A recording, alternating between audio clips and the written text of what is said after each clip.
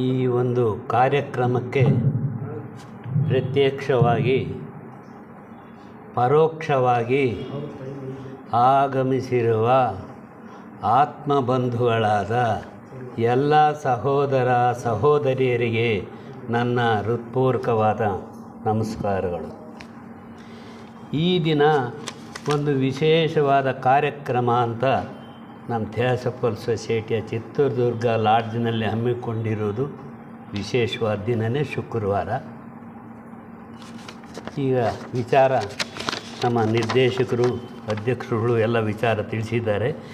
ಈಗ ಸ್ಮರಣಾಂಜಲಿ ಬಗ್ಗೆ ನಮ್ಮ ತ್ಯಾಗರಾಜ ಶೆಟ್ಟರು, ನಂಜುಂಡ ಶೆಟ್ಟರ ಬಗ್ಗೆ ನಾವು ಎಷ್ಟು ಹೇಳಿದರೂ ತೀರ್ದು ಅವ್ರ ಬಗ್ಗೆ ಏನಿದ್ರ ಉದ್ದೇಶ ಕಾರಣಗಳು ಏನಂತ ಅಂದರೆ, ಈ ಕಾರ್ಯಕ್ರಮಗಳ ಬಗ್ಗೆ ನಾವು ಎಲ್ಲೇ ಏನೇ ಮಾತಾಡಿದರೂ ಸಹ ವಾಸವಿ ಜಯಂತಿ ಮಾಡ್ತೀವಿ,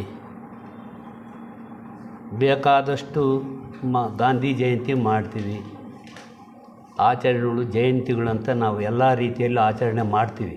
ಈ ಜಯಂತಿಗಳ ಹಿಂದೆ ಇರ್ತಕ್ಕಂಥ ವಿಚಾರಗಳು ಏನಂದರೆ, ಅವರ ಜೀವನದ ವಿವರಗಳು, ಅವರು ಮಾನವ ಕೋಟಿಗೆ ಮಾಡಿರ್ತಕ್ಕಂಥ ಸೇವೆಗಳು ಏನು, ಅವರು ದೈನಂದಿನ ಜೀವಿತದಲ್ಲಿ ಹೇಗೆ ಸಾಧನೆ ಮಾಡಿ ಉದ್ಧಾರವಾಗಿದ್ದಾರೆ ಅನ್ನೋದ್ರ ಬಗ್ಗೆ ನಾವು ಅವ್ರ ಬಗ್ಗೆ ಇಂಥ ಒಂದು ಶ್ರದ್ಧಾಂಜಲಿ ಕಾರ್ಯಕ್ರಮಗಳನ್ನು ನಾವು ಹಮ್ಮಿಕೊಳ್ತೀವಿ ಎಲ್ಲ ಕಡೆಗಳು.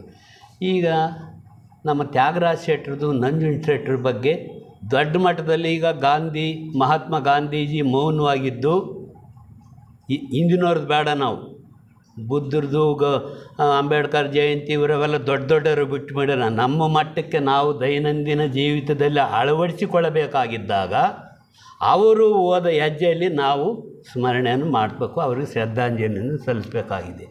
ಈ ಕಾರಣದಿಂದ ಈಗ ಒಂದು ಸಣ್ಣ ಉದಾಹರಣೆ ಅಂದರೆ ಮಹಾತ್ಮ ಗಾಂಧೀಜಿ ತಗೋಣ. ಈಗ ನೋಡಿರ್ತಕ್ಕಂಥ ಅವ್ರು ಎಷ್ಟು ಸರಳವಾಗಿದ್ದರು, ಅವ್ರು ಏನು ಮಾಡಿದರು, ಲೋಕಕ್ಕೋಸ್ಕರವಾಗಿ ಏನು ಮಾಡಿದರು, ಅವ್ರು ಯಾವ ರೀತಿ ಸಾಧನೆ ಮಾಡಿದರು, ಮೌನವಾಗಿದ್ದು ಶಾಂತಿ ಸ್ವಾತಂತ್ರ್ಯವನ್ನು ತಂದುಕೊಟ್ಟಂಥ ಜೀವಿಗಳು. ವಿನೋಬಾಜಿ ಅವರು 70-80 ವರ್ಷದಲ್ಲಿ ಅವರಿಂದ ಭೂದಾನ ಚಳುವಳಿಗೆ ಹೋಗ್ತಾಯಿದ್ರೆ ಯುವಕರೆಲ್ಲ ಓಡಿ ಹೋಗಾರಂತೆ. ನಾನೇನು ನೋಡಿಲ್ಲ ಅವ್ರನ್ನ, ನಮ್ಮ ಶಾಸ್ತ್ರಿಗಳು ಹೇಳೋರು. ಏನು ತಿಪ್ಪೇಸ್ವಾಮಿ ನೀನು ನನಗೆ ವ್ಯವಹಾರ ಬೇಡ ನಮ್ಗೆ ಬೇಡ ಅಂದರೆ ಈ ನಂಜುಂಡ ಶೆಟ್ಟರು ಇವರೆಲ್ಲ ಜಾಂಗುಮನೆಲ್ಲ ನಾನು ತಗಲಕ್ಕೆ ಹೋಗಿದ್ದಾರೆ, ನಾನು ವ್ಯಾಪಾರಸ್ಥ ಅಂತ ನಾನು ಹೇಳ್ತಿದ್ದೆ. ನಿನ್ನ ಅದೃಷ್ಟ ಅನ್ನೋರು ಬೆಳಗೆರೆ ಕೃಷ್ಣ ಶಾಸ್ತ್ರಿಗಳು ಅಂತ ಬ್ರಾಹ್ಮಣರವರು. ನಾವು ವ್ಯಾಪಾರಸ್ಥರು, ತುಂಬ ವ್ಯಾಪಾರ ಮಾಡ್ತಿದ್ದಂಥ ಮನುಷ್ಯರು ನಾವು, ರೈತರು ಕಷ್ಟ ಐತೆ ಅಂದರೆ ಅವ್ರು ಹೇಳೋರು, ಇಚ್ಛಾಶಕ್ತಿ ಪ್ರಬಲವಾಗಿರಬೇಕು. ಯಾವುದೇ ಒಬ್ಬ ಮನುಷ್ಯನಿಗೆ ಒಂದು ನಮ್ಮ ಥಿಯಾಸಫಲ್ ಸೊಸೈಟಿಯಲ್ಲಿ ಹೇಳೋ ಪ್ರಕಾರ ಪ್ರವೃತ್ತಿ, ನಿವೃತ್ತಿ, ಯೋಗ ಮಾರ್ಗ, ಅಲ್ಲಿಗೆ ಹೋಗೋದು ಬೇಡ. ನಾವು ಪ್ರವೃತ್ತಿಯಲ್ಲಿ 3 ಬರ್ತವೆ: ರಜೋಗುಣ, ತಮೋಗುಣ, ರಜೋಗುಣ, ಸತ್ವಗುಣ. ಈ 3ರಲ್ಲಿ ಒಂದು ಆಕ್ಟಿವೇಟ್ ಆಗ್ತಿರ್ತದೆ, ಇನ್ನೆರಡು ನಿಲ್ತೇವೆ. ತಮೋಗುಣ ಇದ್ದರೆ ರಜೋಗುಣ, ಸತ್ವಗುಣ ಡಲ್ ಆಗಿರ್ತವೆ, ಅವು ಆಕ್ಟಿವೇಟ್ ಆಗೋಲ್ಲ, ಅವು ಕೆಲಸ ಮಾಡಲ್ಲ. ರಜೋಗುಣ ಇತ್ತು ಅಂದ್ಕೊಳ್ರಿ, ರಜೋಗುಣ ಇದ್ದರೆ ಸತ್ವಗುಣ, ತಮೋಗುಣ ಅವು ಆಕ್ಟಿವೇಟ್ ಆಗೋಲ್ಲ, ಅದು ರಜೋಗುಣದಲ್ಲಿ ಇರ್ತದೆ. ಸತ್ವಗುಣ ಆಯ್ತು ಅಂದರೆ ಇವೆರಡು ಡೆಡ್ ಆಗಿರ್ತವೆ, ಅವು ಆಕ್ಟಿವೇಟ್ ಮಾಡಲ್ಲ. ಈ 3 ಗುಣಗಳಲ್ಲಿ ಒಂದು ತ್ಯಾಗರಾಜ ಶೆಟ್ಟರ ಬಗ್ಗೆ ಏನು ಹೇಳ್ಬೋದು ಅಂದರೆ, ಅವರು ಒಂದು ದಿವಸ ಬಂದರು ನಮ್ಮ ಅಂಗಡಿಗೆ. ಕಣ್ಣು ಇದಿರಲಿಲ್ಲ, ಜವಳಿ ಅಂಗಡಿ ನಮ್ದು ಇಷ್ಟೊಂದು ವೇದಿಕೆ ಇತ್ತು. ಆಯಿಂಟ್ಮೆಂಟ್ ಕೊಟ್ಟರು, ಕಣ್ಣಿಗೆ ಹಾಕಿದೆ. ನಾನು ಹಾಕಿ ಮನೆಗೆ ಫೋನ್ ಮಾಡಿದೆ, ಸ್ವೀಟ್ ಮಾಡಿರಿ ಏನನ್ನ ಅಂತೇಳಿ. ನಾನು ಇವ್ರಿಗೆ ಗೊತ್ತಿಲ್ದಂಗೆ ಹೊರಂಗೆ ಒಂದು ಫೋನ್ ಮಾಡಿದೆ, ಸ್ವೀಟ್ ಮಾಡಿದೆ. ಬೇಡ ಇಲ್ಲ ನಮ್ಮ ಮನೆಗೆ ಬಂದರೆ ಊಟ ಮಾಡ್ದೆ ಹೋಗಿದ್ರಿ, ಹಂಗೆ ಅಂಗಡಿಯಾಗೆ ಕುಂತ್ಕೊಂಡು ಮಾಡಿದ್ವಿ. ಯಾಕಂದರೆ ತಮೋಗುಣಕ್ಕೆ ಅವ್ರು ಎಷ್ಟು ಬೆಲೆ ಕೊಟ್ಟಿಲ್ಲ ಅನ್ನೋದಕ್ಕೆ. ತಮೋಗುಣ ಅಂದರೆ ತಿನ್ನೋದು, ಕುಡಿಯೋದು, ಮಜಾ ಮಾಡೋದಕ್ಕೆ ಆ ತಮೋಗುಣ. ಸತ್ವಗುಣ ಒಳ್ಳೆ ಸ್ಟ್ರಿಮ್ ಆಗಿರಬೇಕು, ನಾನು ಅನ್ನೋದು, ನನ್ನದು, ನನ್ನ ಅಧಿಕಾರ, ನನ್ನ ಅಂಗಡಿ, ನನ್ನ ಬಾವಿ, ಇದು ರಜೋಗುಣ. ಇವೆರಡು ಗುಣಗಳು ಅವರಲ್ಲಿ ಇಲ್ಲ ಅನ್ನೋದಕ್ಕೆ ನಾನು ಒಂದು ಉದಾಹರಣೆ ಹೇಳ್ತೀನಿ.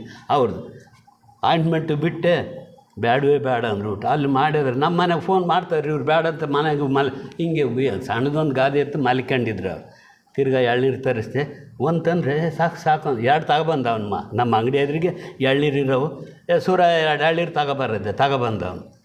2 ಅವ್ರಿಗಂತ ತರಿಸಿ, ಅವ್ರು ಬೇಡ ಒಂದು ಕುಡಿದ್ರು, ನಾನು ಒಂದು ಕುಡಿದು, ತಿರ್ಗಾ ಇನ್ನೊಂದು ಕರ್ಕೊಬಂದೆ. ಬೇಡ ನಮ್ಮ ತೋಟದ ಕುಡೀರಿ. ಈ ಮಾತು ಯಾಕೆ ಹೇಳ್ತಾ ಇದ್ದಂದರೆ, ನನಗೆ 2 ಎಳ್ನೀರು ಕೊಟ್ಟರೆ 2 ಬಿಸಾಕ್ಬಿಡ್ತೀನಿ. ಐಸ್ ಕ್ರೀಮ್ ತಿಂದೆ, ಐಸ್ ಕ್ರೀಮ್ ಕೊಡಲಿ ತಿಂದುಬಿಡ್ತೀವಿ. ತಮೋಗುಣಕ್ಕೆ ಅವರು ಎಷ್ಟು ಬೆಲೆ ಕೊಡಲಿಲ್ಲ ಅನ್ನೋದಕ್ಕೆ ಒಂದು ಉದಾಹರಣೆ ಹೇಳಿ. ರಜೋಗುಣ ಅವ್ರ ಬಟ್ಟೆಗಳು ನೋಡಿದರೆ ಇವರೇ ಬಸ್ನಾಗ ಕುಂತ್ಕೊಂಡ್ರೆ ಯಾರೋ ಬಿಡು ಕ್ಲೀನರ ಕಂಡಕ್ಟರ್ ಇದ್ದಂಗೆ ಇರ್ತಾರೆ. ರಜೋಗುಣಕ್ಕೆ ಒಳ್ಳೆ ಸ್ಟ್ರಿಮ್ ಆಗಿರಬೇಕು, ಸ್ಟ್ಯಾಂಡರ್ಡ್ ಆಗಿರಬೇಕು, ಈ ದೊಡ್ಡಸ್ಗೆ ಬೇಕು, ಈ ನಾನು ಅನ್ನೋದು ಅವ್ರ ಹತ್ರ ಇರಲಿಲ್ಲ. ರಜೋಗುಣ ಕಾಣಿಸ್ತಿರ್ಲಿಲ್ಲ. ಯಾಕಂದರೆ ಅವ್ರು ನೋಡಿದಾಗ ಎಷ್ಟು ಸರಳವಾಗಿದ್ದರು. ಸತ್ವಗುಣ. ನಾವು ಹಿಂಗೆ ಮಾತಾಡ್ತಿದ್ವಿ, ಲಾಡ್ಜ್ ಇಂಪ್ರೂವ್ಮೆಂಟ್ ಪೂಜೆ ನಡೀತಾ ಇಲ್ಲ ಸರ್, ನಾನು ಒಬ್ಬನೇ ಆಗಲ್ಲ, ಹಿಂಗೆ ನಿಂತ ಸಹ ಎಲ್ಲ ವಿಚಾರ ಮಾತಾಡಿದ್ರು. ಲಾಡ್ಜಿನ ಬಗ್ಗೆ ಕೇಳಿದರು, ಪರಶುರಾಂಪುರ ಲಾಡ್ಜಿನ ಬಗ್ಗೆ. ನಮ್ಮ ಅಧ್ಯಕ್ಷರ ಹೆಸರು ಎಲ್ಲ ಏನೋ ಅವ್ರು ಬಂದಾಗ ಅವೆಲ್ಲ ಮಾಡಿದ್ವಿ ಸರ್. ಈಗ ಕಟ್ಟಡ ಹಿಂಗೆ ನಿಂತು ಹೋಗ್ಬಿಡ್ತು, 20 ವರ್ಷ ಆಯಿತು. ನಾನು ಒಬ್ಬನೇ ಇರೋದ್ರಿಂದ ಈ ಚೌಡಪ್ಪ ಗುಪ್ತಾ ಇವರೆಲ್ಲ ಇದ್ದಾರೆ, ನಿಮ್ಮ ಶೆಟ್ರು ಸುಬ್ರಹ್ಮಣ್ಯ ಶೆಟ್ರು ಇವರೆಲ್ಲ ಇದ್ದಾರೆ, ಅವರು ಏನಿಲ್ಲ ಡಿಸ್ಕ್ವಾಲಿಫೈಡ್ ಮೆಂಬರ್ಸ್ ಅಂತ. ನಾನು ಇರೋದು ಸ್ವಲ್ಪ ಗಡ್ಸಾಗಿ ಹೇಳಿದೆ. ಅದು ಯಾಕೋ ಒಳಗೆ ಸ್ವಲ್ಪ ಗಡ್ಸಾಗಿ ಬಂತು. ನಿಮ್ಮ ಸಮಾಧಾನ ಆಗಿರಪ್ಪ, ದುಡ್ಡಿಲ್ಲ ಇಲ್ಲಿ ಯಾರು ಕೊಡಲ್ಲ ಹಳ್ಳಿಗಳಿಗೆ, ಹಿಂಗೈತೆ ಹಿಂಗಂತ. ಒಬ್ಬರನ್ನು ನಾನು ಜೊತೆಗಿದ್ರು ಕೇಳಿದ್ರು ಕೊಡ್ತಾರೆ ಅಂದೆ. ಅವ್ರೇನು ಹೇಳಿದ್ರು, ನಾನು ದುಡ್ಡು ಕೇಳಿಲ್ಲ, ನಾನು ಒಂದು 25,000 ಕೊಡ್ತೀನಿ, ನೀವು ಸ್ಟಾರ್ಟ್ ಮಾಡಪ್ಪ. ನಾನು ದುಡ್ಡೇ ಕೇಳಿಲ್ಲ ಸರ್, ನಾನು ಒಬ್ಬನೇ ಇದ್ರೆ ಬೇಡ, ಮತ್ತು ಕಡೆ ಹುಡುಗಿ ಬರ್ತೀನಿ, ಕಡೆ ಹುಡುಗಿ ಬಂದಾಗ ಬಂದು ಹೇಳ್ತೀವಿ ಅಂದರೆ. ನೋಡ್ರಿ, ಅವ್ರು ಯಾವ ಟೈಮ್ನಾಗ ಕೊಟ್ಟರು 25,000 ಕಡೆ ಹುಡುಗಿ ಹೋಗಿ ಇಸ್ಕೊಬಂದೆ. ಅಲ್ಲಿಗೆ ಹೋದ್ರು, ಬಂದು ಸ್ಟಾರ್ಟ್ ಮಾಡಿದ್ವಿ. ಲಿಂಟ್ ಲೆವೆಲ್ಗೆ ಬಂತು. ನಮ್ಮ ಅಧ್ಯಕ್ಷರನ್ನ ಇಟ್ಕೊಂಡು ಎಲ್ಲ ಮಾಡಿದ್ವಿ. ಅದಕ್ಕೆ ಯಾವುದೋ ಒಂದು ಕಿರಿಕಿರಿ ಬಂದು ಅದು ಹಂಗೆ ನಿಂತೋಗ್ಬಿಟ್ಟು ಅವರು ಇವ್ರನ್ನ ಕೇಳಿದ್ವಿ. ಈ ಯಾಕೆ ವಿಚಾರ ಹೇಳ್ತೀವಿ ಅಂದರೆ, ಅವ್ರು ನಡೆದು ಬಂದ ನಾವು ಯಾರನ್ನು ನಾನು ದುಡ್ಡು ಕೇಳಿಲ್ಲ. ಅವ್ರು 25,000 ಕೊಡ್ದು ತಾಳಪ್ಪ, ನಾವು ಯಾರನ್ನು ಕೇಳಿದ್ರೆ 5,000 ಕೊಡೋದಕ್ಕೆ ಎಬಿಲಿಟಿ ಐತೆ ಇಲ್ವೋ ನಮ್ಮ ಮನಸ್ಸು ಶಕ್ತಿ ಆ ರೀತಿ ಬೆಳೆದೈತೆಲ್ಲ ನಾವು ಪ್ರಶ್ನೆ ಹಾಕಬೇಕಾಗ್ತದೆ. ನಮ್ಮ ನಿರ್ದೇಶಕರು ಹೇಳಿದೆ, ಅನುಷ್ಠಾನ ದೈನಂದಿನ ಜೀವಿತದಲ್ಲಿ ನಾವು ಅನುಷ್ಠಾನ ಮಾಡಬೇಕಾಗಿದ್ದಲ್ಲಿ ಅವ್ರಿಗೆ ಎಷ್ಟು ಇಚ್ಛಾಶಕ್ತಿ ಇತ್ತು. ಸುಮ್ಮನೆ ದುಡ್ಡೇ ಕೇಳಿಲ್ಲ ನಾವು. 25,000 ತಗೊಂಡು ನೀನು ಸ್ಟಾರ್ಟ್ ಮಾಡು ಅಂದರು. 25 ಯಾವಾಗ ಕೈಗೆ ಬಂತ ನನಗೂ ಖುಷಿಯಾಗಿ ನಾನು ಪಂಚಾಯತಿಗೆ ಹೋದೆ. ಪಂಚಾಯತಿಗೆ ಹೋಗೋ ಅಲ್ಲಿ ಇಲ್ಲಿ ಅಂಥೇಳಿ ತಿರ್ಗಿ MLA ಹತ್ರ ಹೋದ್ವಿ. ಏನೇನೋ ರಾಜಕೀಯ ಮಾಡೋವೆಲ್ಲ ಇರಲಿ, ಪುರಾಣಗಳು ಟೈಮಿಲ್ಲ ನಿಮಗೆ. ಅವು ಮಾಡ್ತಾ ಬಂದ್ವಿ. ಅವರ ಒಂದು ಪ್ರಧಾನ ಒಂದು ಗುಣ ಏನಿತ್ತು, ನಾವು ಆ ಸರಳವಾಗಿದ್ದು ದೈನಂದಿನ ಜೀವಿತದಲ್ಲಿ ಅಳವಡಿಸ್ಕೊಳ್ಳೋಕ್ಕೆ ನಾವು ಹೇಳ್ತೀವಿ. ಗಾಂಧೀಜಿ ಆದರೂ ಅಷ್ಟೇ, ಅವ್ರಿಗೇನೋ ಸನ್ನಿವೇಶ ಬಂತಂದೆ, ಕುಡಿತದಿಂದ ಧನಹಾನಿ, ಮಾನಹಾನಿ, ಪ್ರಾಣಹಾನಿ ಅಂತ ಪ್ರಚಾರಕ್ಕೆ ಹೋಗ್ತಾ ಇದ್ರಂತೆ ಎಲ್ಲ ಕಡೆಗೂ. ಗಾಂಧೀಜಿದು ಹೇಳ್ತೀನಿ. ಅವ್ರಿಗೆ ಹೇಳಿದ್ರು, ಒಂದು ಊರಲ್ಲಿ ಹೋಗ್ಬಿಟ್ಟು ಅವರು ಎಲ್ಲಿ ಕುಡಿಯೋದು ಎಂಡ ನಿಂತೋಗ್ಬಿಡುತ್ತಲ್ಲ ಅಂಥೇಳಿ ಒಂದು 5-6 ಜನ ಸೇರ್ಕೊಂಡ್ಬಿಟ್ಟು ಚಪ್ಪಲಿ ದೊಡ್ಡದೊಂದು ಕಟ್ಕೊಂಡ್ಬಿಟ್ಟು ಅವ್ರಿಗೆ ನಿಲ್ಸಕ್ಕೆ ಹೋಗ್ಬೇಕಂತ ಹೋದ್ರೆ. ಹೋದಾಗ ಅವ್ರಿಗೆ ಚಪ್ಪಲಿ ತಗೊಂಡು ಹೋದ್ರಂತೆ. ಹರೇ ಭಯ ಹೇ ಹಮಾರೆ ಹೇಗೆ ದೊಡ್ಡ ಬಡ ಹಾರ ಕರ್ಕೆ ದಾಲು ಅಂದ್ರಂತೆ. ಅಂದರೆ ನನ್ನ ಒಂದು ಜೊತೆ ನಿಮ್ಮ ಹಾರದ ಜೊತೆ ಕಟ್ಟಿ ನಮಗೆ ದೊಡ್ಡ ಹಾರ ಹಾಕ್ರಪ್ಪ ಗಾಂಧೀಜಿ ಅಂದ್ರಂತೆ. ನಾವು ಅಂತೀವಿ ಯಾರನ್ನು ಏನನ್ನಂದರೆ ಅವನು ಯಾಕಂದಂತ ಮೇಲೆ ಹೋಗ್ತೀವಿ. ಇದು ವಿಚಾರ ಯಾಕೆ ಹೇಳಿದೆ ಅಂದರೆ, ಗಾಂಧೀಜಿಯವರು ಆ ಮಟ್ಟಕ್ಕೆ ಅಂತರಂಗದ ಬೆಳವಣಿಗೆ ಬೆಳೆಯೋದ್ರಿಂದ ನಾವು ಉದ್ಧಾರ ಆಗ್ತವಾಗಲಿ, ಬಹಿರಂಗದ ಬೆಳವಣಿಗೆಯಿಂದ ಲೆಕ್ಕ ಇಟ್ಟಿಲ್ಲ. ಚಪ್ಪಲಿ ಹಾರ ಹಾಕಿದ್ರೂ ಲೆಕ್ಕ ತಗೊಂಬಲ್ಲ. ಯಾವುದೇ ವಿಶ್ವಾತ್ಮನ ಒಂದು ಅಂಶ ನಮ್ಮ ಆ ಭಂಡಾರ ನಮ್ಮ ಪಿಂಡಾಂಡದಲ್ಲಿ ಚಿಕ್ಕ ಮೂರ್ತಿಯಾಗಿದೆ. ಆ ಅದ್ಭುತವಾದ ಶಕ್ತಿ ನಿಗೂಢವಾಗಿ ಇದೆ. ಆ ಶಕ್ತಿಯನ್ನು ನಾವು ಬಳಸಬೇಕು. ಅದು ಮಾರ್ಗದರ್ಶನ ನೀಡ್ತಕ್ಕಂಥದ್ದು. ಅದರ ವಿಶ್ವಾತ್ಮನ ಕರ್ತವ್ಯ, ಆ ಚೈತನ್ಯ, ಆ ಅಂಶ ನಮ್ಮೊಳಗಿರೋದನ್ನ ಅದರ ಕಾರ್ಯ ಮತ್ತು ಅದು ಮಾರ್ಗದರ್ಶನ ನೀಡುವುದು ಅಂತರಂಗದಿಂದ. ಅಂತರಂಗ ಬಿಟ್ಟು ಬಹಿರಂಗದಲ್ಲ ಚಲನೆ ಇಲ್ಲ, ಕೆಲಸ ಇಲ್ಲ. ಅದಕ್ಕೆ ನಾವು ಅಂತರಂಗ ಜೀವಿತದಲ್ಲಿ ಅಳವಡಿಸಬೇಕಾಗಿದ್ದದ್ದೇ ಅದೇ ಅನುಷ್ಠಾನ. ಇವರ ಸ್ಮರಣಾರ್ಥಿ ನಂಜುಂಡ ಶೆಟ್ಟರು ಅಷ್ಟೇ. ಅವ್ರು ಎಷ್ಟು ನನ್ನ ಪತ್ರಗಳು ಬರೆದಿರೋವ ಇದ್ದಾವೆ. ನಾನು ಬೇಡ ಅಂಬಕ್ಕೆ, ಅವ್ರು ನೀವು ಮಾಡೋ ಅನ್ನೋಕ್ಕೆ ಅವ ಇದಾವಾಗ ನಾವು ಸರಿ ಹಿರಿಯೂರು ಲಾಡ್ಜ್ಗೆ ಹೋದಾಗ ತೋರ್ಸೋಣಂತ. ನಾನೀಗ ಅವ್ರನ್ನ ನೆನೆಸ್ತೀನಿ. ಯಾಕೆ ನೆನೆಸ್ತೀನಿ ಅಂದರೆ, ನಾನು ಯಾವ್ಯಾವ ಮಾರ್ಗಕ್ಕೆ ಎಲ್ಲೆಲ್ಲೂ ಹೋಗ್ತಿದ್ನೋ ಆ ಮಹಾತ್ಮರ ಒಂದು ಸನ್ನಿಧಿಗೆ ಬಂದು ನನಗೆ ಅವಕಾಶ ಮಾತಾಡೋಕ್ಕಾಗಲಿ, ಹೇಳೋಕ್ಕಾಗಲಿ, ನನಗೂ ಕೋಪ ಯಾವ ರೀತಿ ಕಂಟ್ರೋಲ್ ಮಾಡ್ಬೋದು, ಸಹನೆ ಯಾವ ರೀತಿ ಮಾಡಬೇಕು, ದೈನಂದಿನ ಜೀವಿತದಲ್ಲಿ ನಾವು ಈ ಅಭ್ಯಾಸ ಮಾಡೋಕ್ಕೆ ಅಂತರಂಗ, ಅದು ನಾವು ಅಂತರಂಗದಲ್ಲಿಲ್ಲ ಅಂದರೆ ಕೆಲಸ ಮಾಡಲ್ಲ. ನಾವು ಅದಕ್ಕೆ ಪ್ರತಿ ಕ್ಷಣ ಅವೇರ್ನೆಸ್ ಅಂತ JK ಅವರು ಹೇಳೋದು, we are the world, why do not we change. ನೀನೇ ಪ್ರಪಂಚ, ನೀನು ಯಾಕೆ ಚೇಂಜ್ ಆಗ್ತಾಯಿಲ್ಲ? ನೀನು ಚೇಂಜ್ ಆಗು ಅಂತಾರೆ. ಗೌತಮ ಬುದ್ಧರು ಹೇಳೋದೇ, ಆನಾಪಾನ ಸತಿ ಶ್ವಾಸದ ಮೇಲೆ ಧ್ಯಾಸ ಇಡ್ರಿ.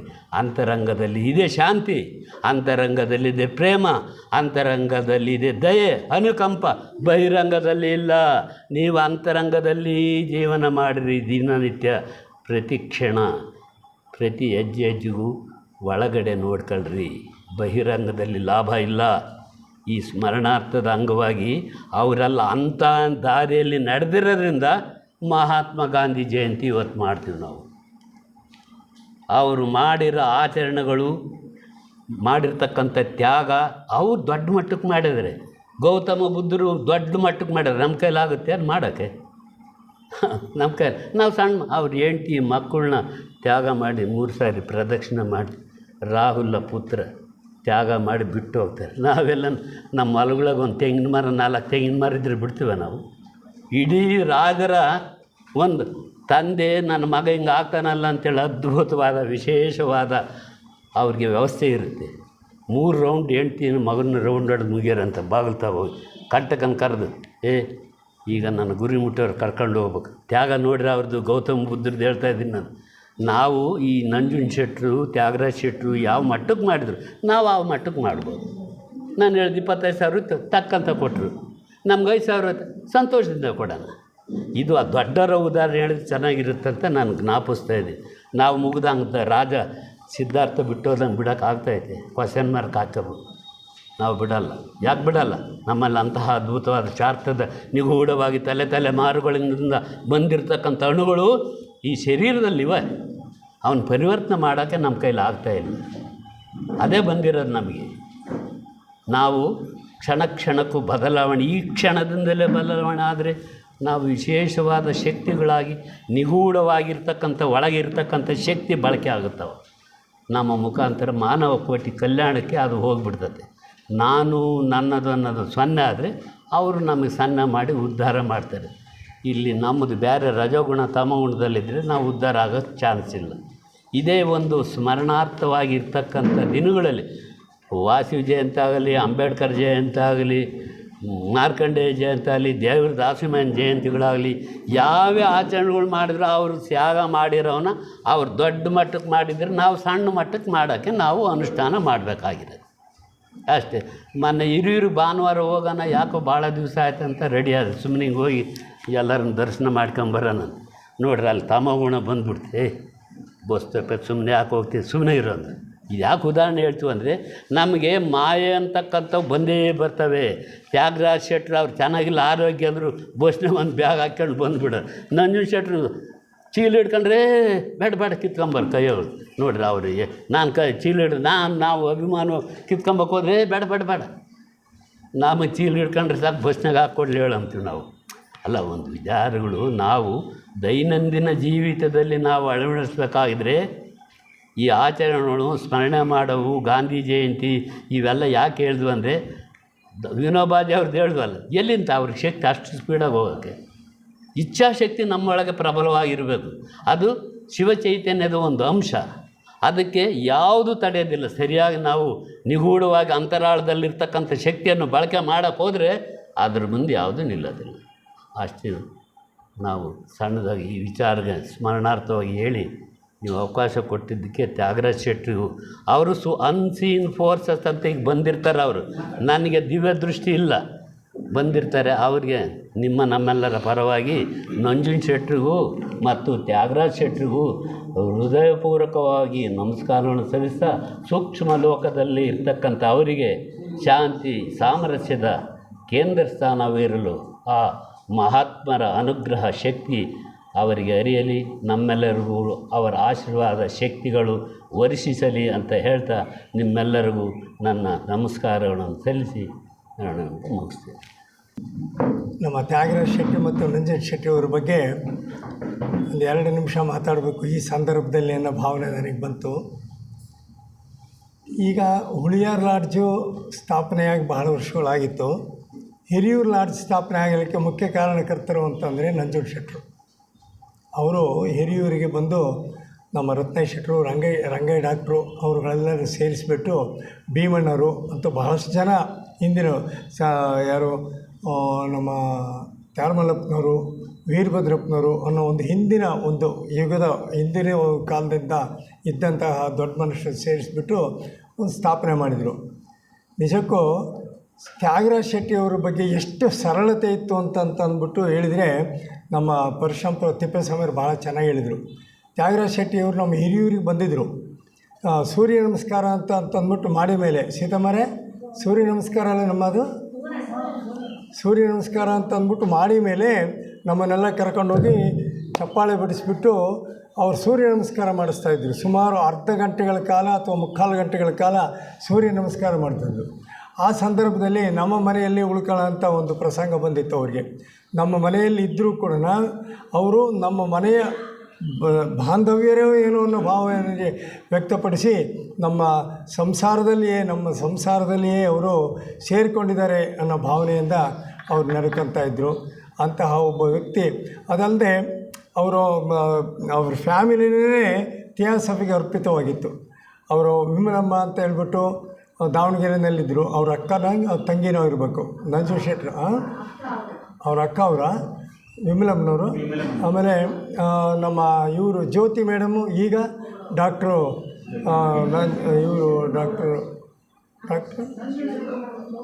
ನಮ್ಮ ನಂಜು ಶೆಟ್ರ ಮಗಳು. ಇವರೆಲ್ಲರೂ ಒಳ್ಳೆಯ ಆಧ್ಯಾತ್ಮಿಕ ಜೀವಿಗಳು. ಅಂದರೆ ನಾನು ಯಾಕೆ ಹೇಳ್ತಾ ಇದ್ದೀನಿ ಅಂದರೆ ಅವ್ರ ಫ್ಯಾಮಿಲಿನೇ ಆಧ್ಯಾತ್ಮಿಕ ಜೀವನದ ಫ್ಯಾಮಿಲಿ.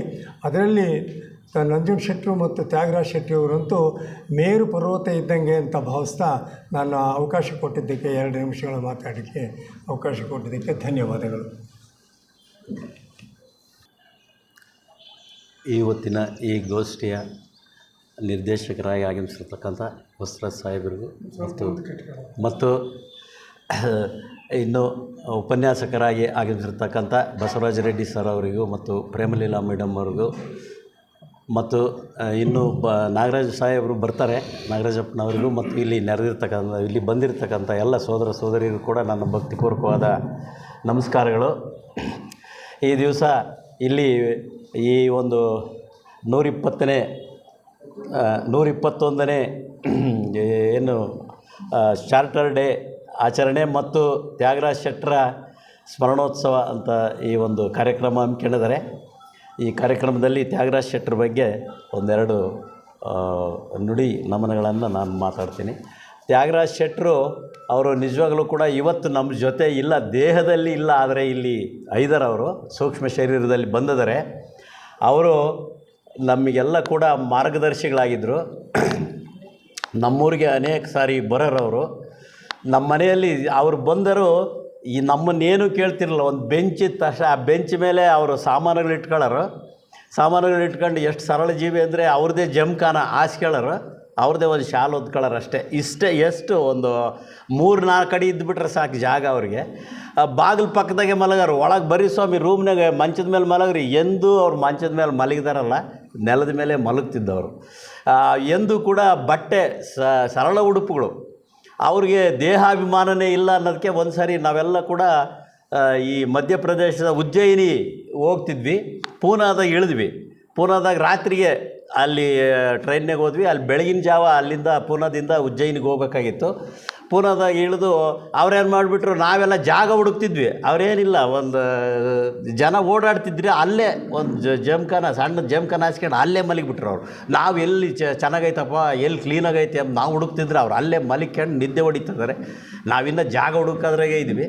ಆಮೇಲೆ ಬೆಳಗಿನ ಜಾವ ಅಷ್ಟೊತ್ತಿಗೆ ಶೈಲಕ್ಕರ ಅಣ್ಣ ತಮ್ಮರು ಬಂದಿದ್ದರು.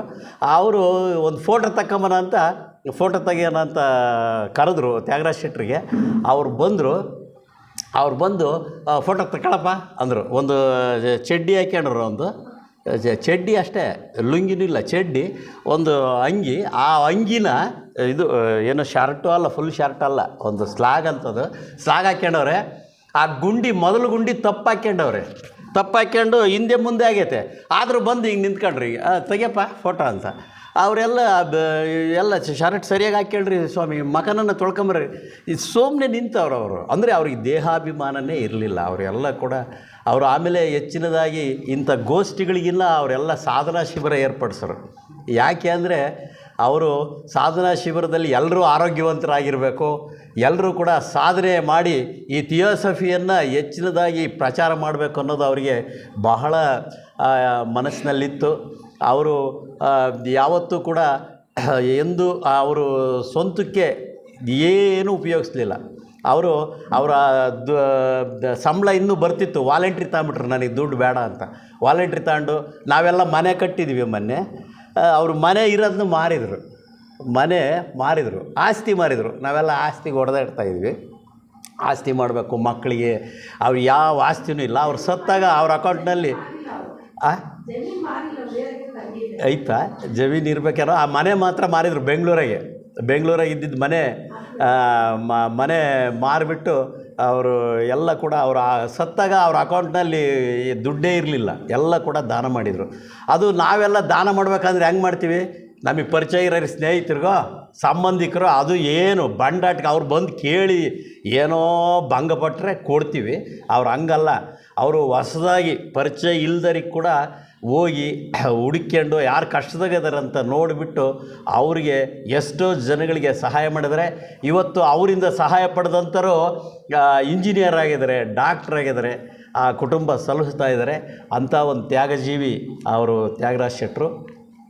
ನಿಜವಾಗ್ಲೂ ಅವರು ಇವತ್ತಿಲ್ಲ, ಆದರೆ ಅವರ ಹೆಜ್ಜೆ ಗುರುತುಗಳು ಇವತ್ತು ನಮ್ಮ ಮುಂದೆ ಇದ್ದಾವೆ, ಅವರ ಆದರ್ಶಗಳಿದ್ದಾವೆ. ಅವರ ಆದರ್ಶಗಳನ್ನ ನಾವು ಪಾಲಿಸಿದ್ದೆ ಆದರೆ ನಾವು ಕೂಡ ಅಂಥ ಥಿಯೋಸಫಿಸ್ಟ್ ಆಗ್ಬೋದು. ಆಮೇಲೆ ನಾನು ಅವರಿಗೆ ನಗಿಸ್ಬೇಕಂದ್ರೆ ನಮ್ಮೂರಲ್ಲಿ ದನ ಕಾಯೋ ಕೆಲಸ ನಂದು. ದನ ಕಾಯೋದಂದರೆ ಭಾಳ ಇಷ್ಟ. ನಮ್ಮೂರಲ್ಲಿ ದಾಸಯ್ಯ ನಾವು ಹಳ್ಳಿಗಳಿಗೆ ಒಂದೊಂದು ಕೊಂಡಿಕಾರರು ಅಂತಿರ್ತಾರೆ, ನಾವು ದಾಸಪ್ಪರು ನಾವು. ಸ್ವಾಮಿ ಸ್ವಾಮಿ ಫೋನ್ ಮಾಡಿ ನಮಸ್ಕಾರ ಸ್ವಾಮಿ ದನಕಾಯ ದಾಸಪ್ಪನ ನಮಸ್ಕಾರ ಅಂದ್ರೆ ಸಾಕು, ಅವರು ಭಾಳ ನಕ್ಬಿಡೋರು. ಅವ್ರಿಗೆ ಭಾಳ ಸಂತೋಷ ಆಗೋದು. ದನಕಾಯ ದಾಸಪ್ಪ ಅಂದ್ಬಿಟ್ರೆ ಭಾಳ ಸಂತೋಷ ಆಗೋದು. ಅವ್ರು ಇವತ್ತಿಲ್ಲ, ಆದರೆ ನನಗೆ ಭಾಳ ದುಃಖ ಆಗುತ್ತೆ. ಇರಲಿ, ಇವಾಗ ಅವ್ರ ಬಗ್ಗೆ ಒಂದು ಹಾಡು.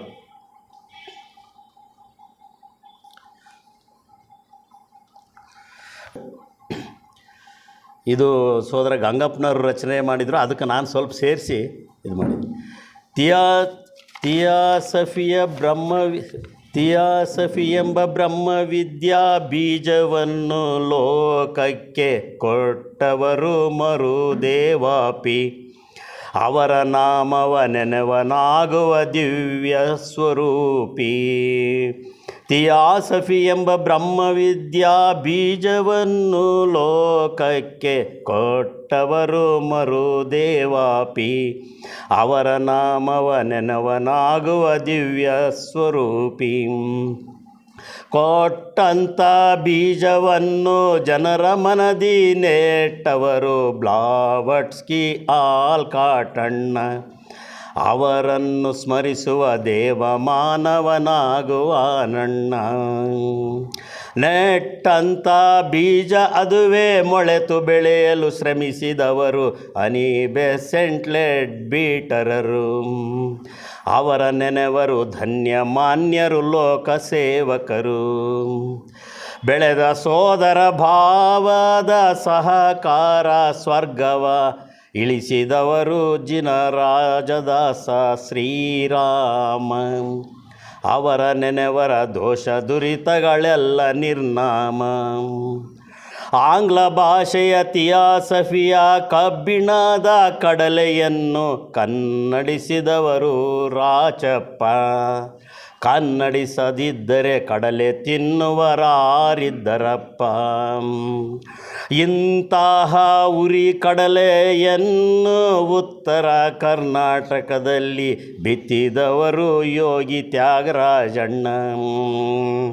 ರಾಣಿಬೆನ್ನೂರು, ಅಥಣಿ, ಬೆಳಗಾಂ, ಹುಕ್ಕೇರಿ, ಘಟಪ್ರಭಾ, ಅನಂತಪುರ, ಸಂಕೇಶ್ವರದಲ್ಲಿ ಬೀಜವ ಬಿತ್ತಿ ಉಲುಸಾದ ಬೆಳೆ ತೆಗೆದು ಅವಧೂತರಾದರಾರಣ್ಣ. ಅವರ ಸ್ಮರಣೆ ಮಾಡುವುದೇ ಜನ್ಮ ಸಾರ್ಥಕವಣ್ಣ. ಎಲ್ರಿಗೂ ಧನ್ಯವಾದಗಳು.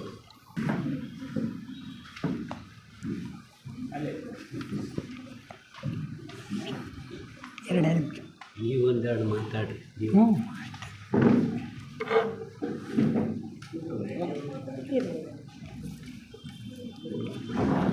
ನಂಜುಂಡ ಶೆಟ್ಟರು ಮತ್ತು ತ್ಯಾಗರಾಜ ಶೆಟ್ಟರು ಇಬ್ಬರನ್ನ ಸ್ಮರಣೆ ಮಾಡಬೇಕಾಗಿದೆ.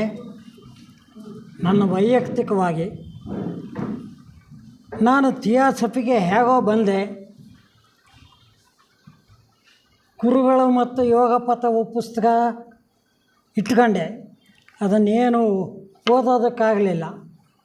ಕರ್ಕೊಂಡೋದ್ರು, ಕೇಳಿದರು, ಏನಪ್ಪ ಗುರುಗಳು ಮತ್ತು ಯೋಗ ಪಥ ಓದಿದ್ಯಾ? ಹ್ಞೂ ಅಂದೆ.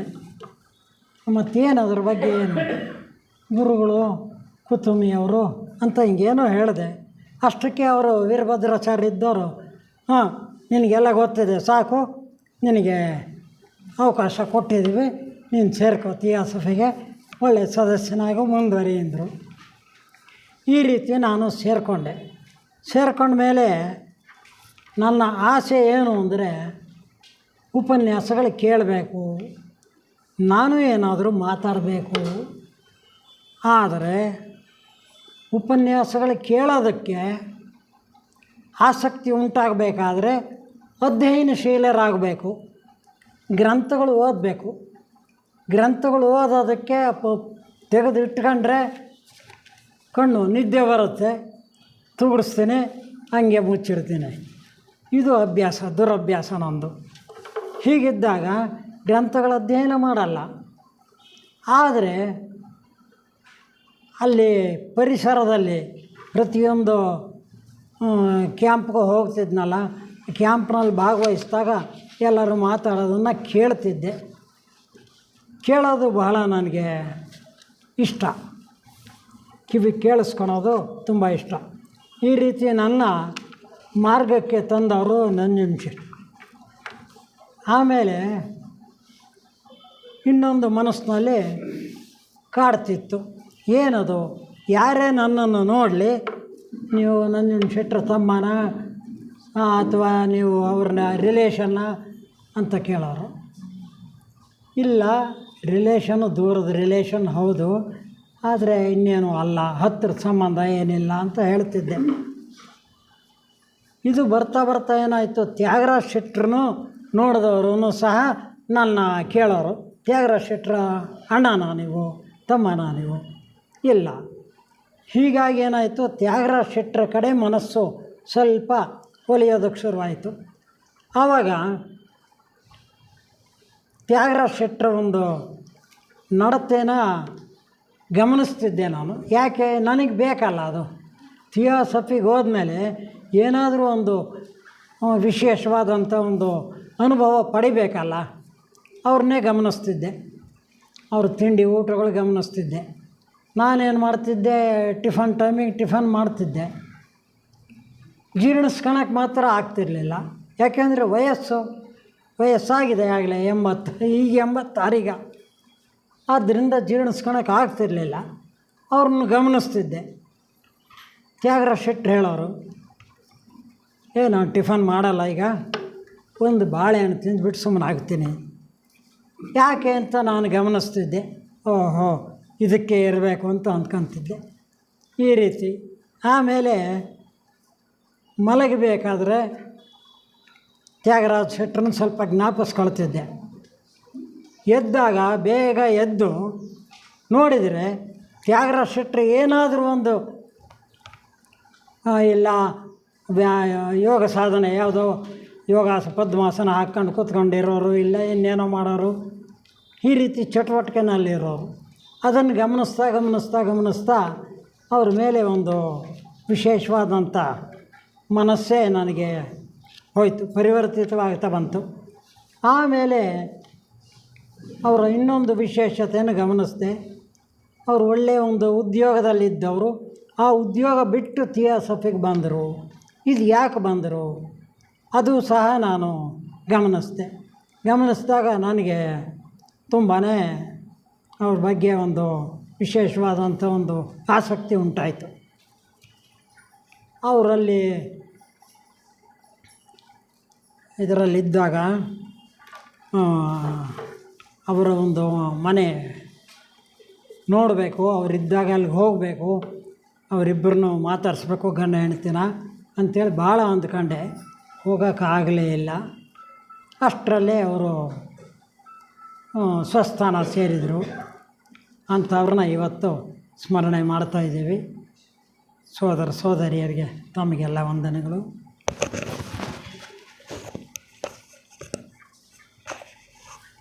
ವೇದಿಕೆ ಮೇಲಿರುವಂತಹ ಗಣ್ಯರೇ ಹಾಗೂ ನನ್ನ ಸೋದರ ಸೋದರಿಯರೇ, ನಾನು ನಂಜನ್ ಶೆಟ್ಟರು ಕೈ ಕೆಳಗೆ ಬೆಳೆದಂಥ ಹುಡುಗಿ. ನಾನು 4ನೇ ಕ್ಲಾಸ್ ಇರೋವಾಗಲೇ ನಮ್ಮಪ್ಪ ನಾವೊಂದು ಹಳ್ಳಿನವರು, ಅಲ್ಲೇ ಪಕ್ಕ ಹಳ್ಳಿ ಕೋರ್ಗೆರೆ ಅಂತ, ನಮ್ಮ ತಂದೆ ಥಿಯಾಸಫಿಸ್ಟ್ ಹೋಗ್ತಿದ್ರು.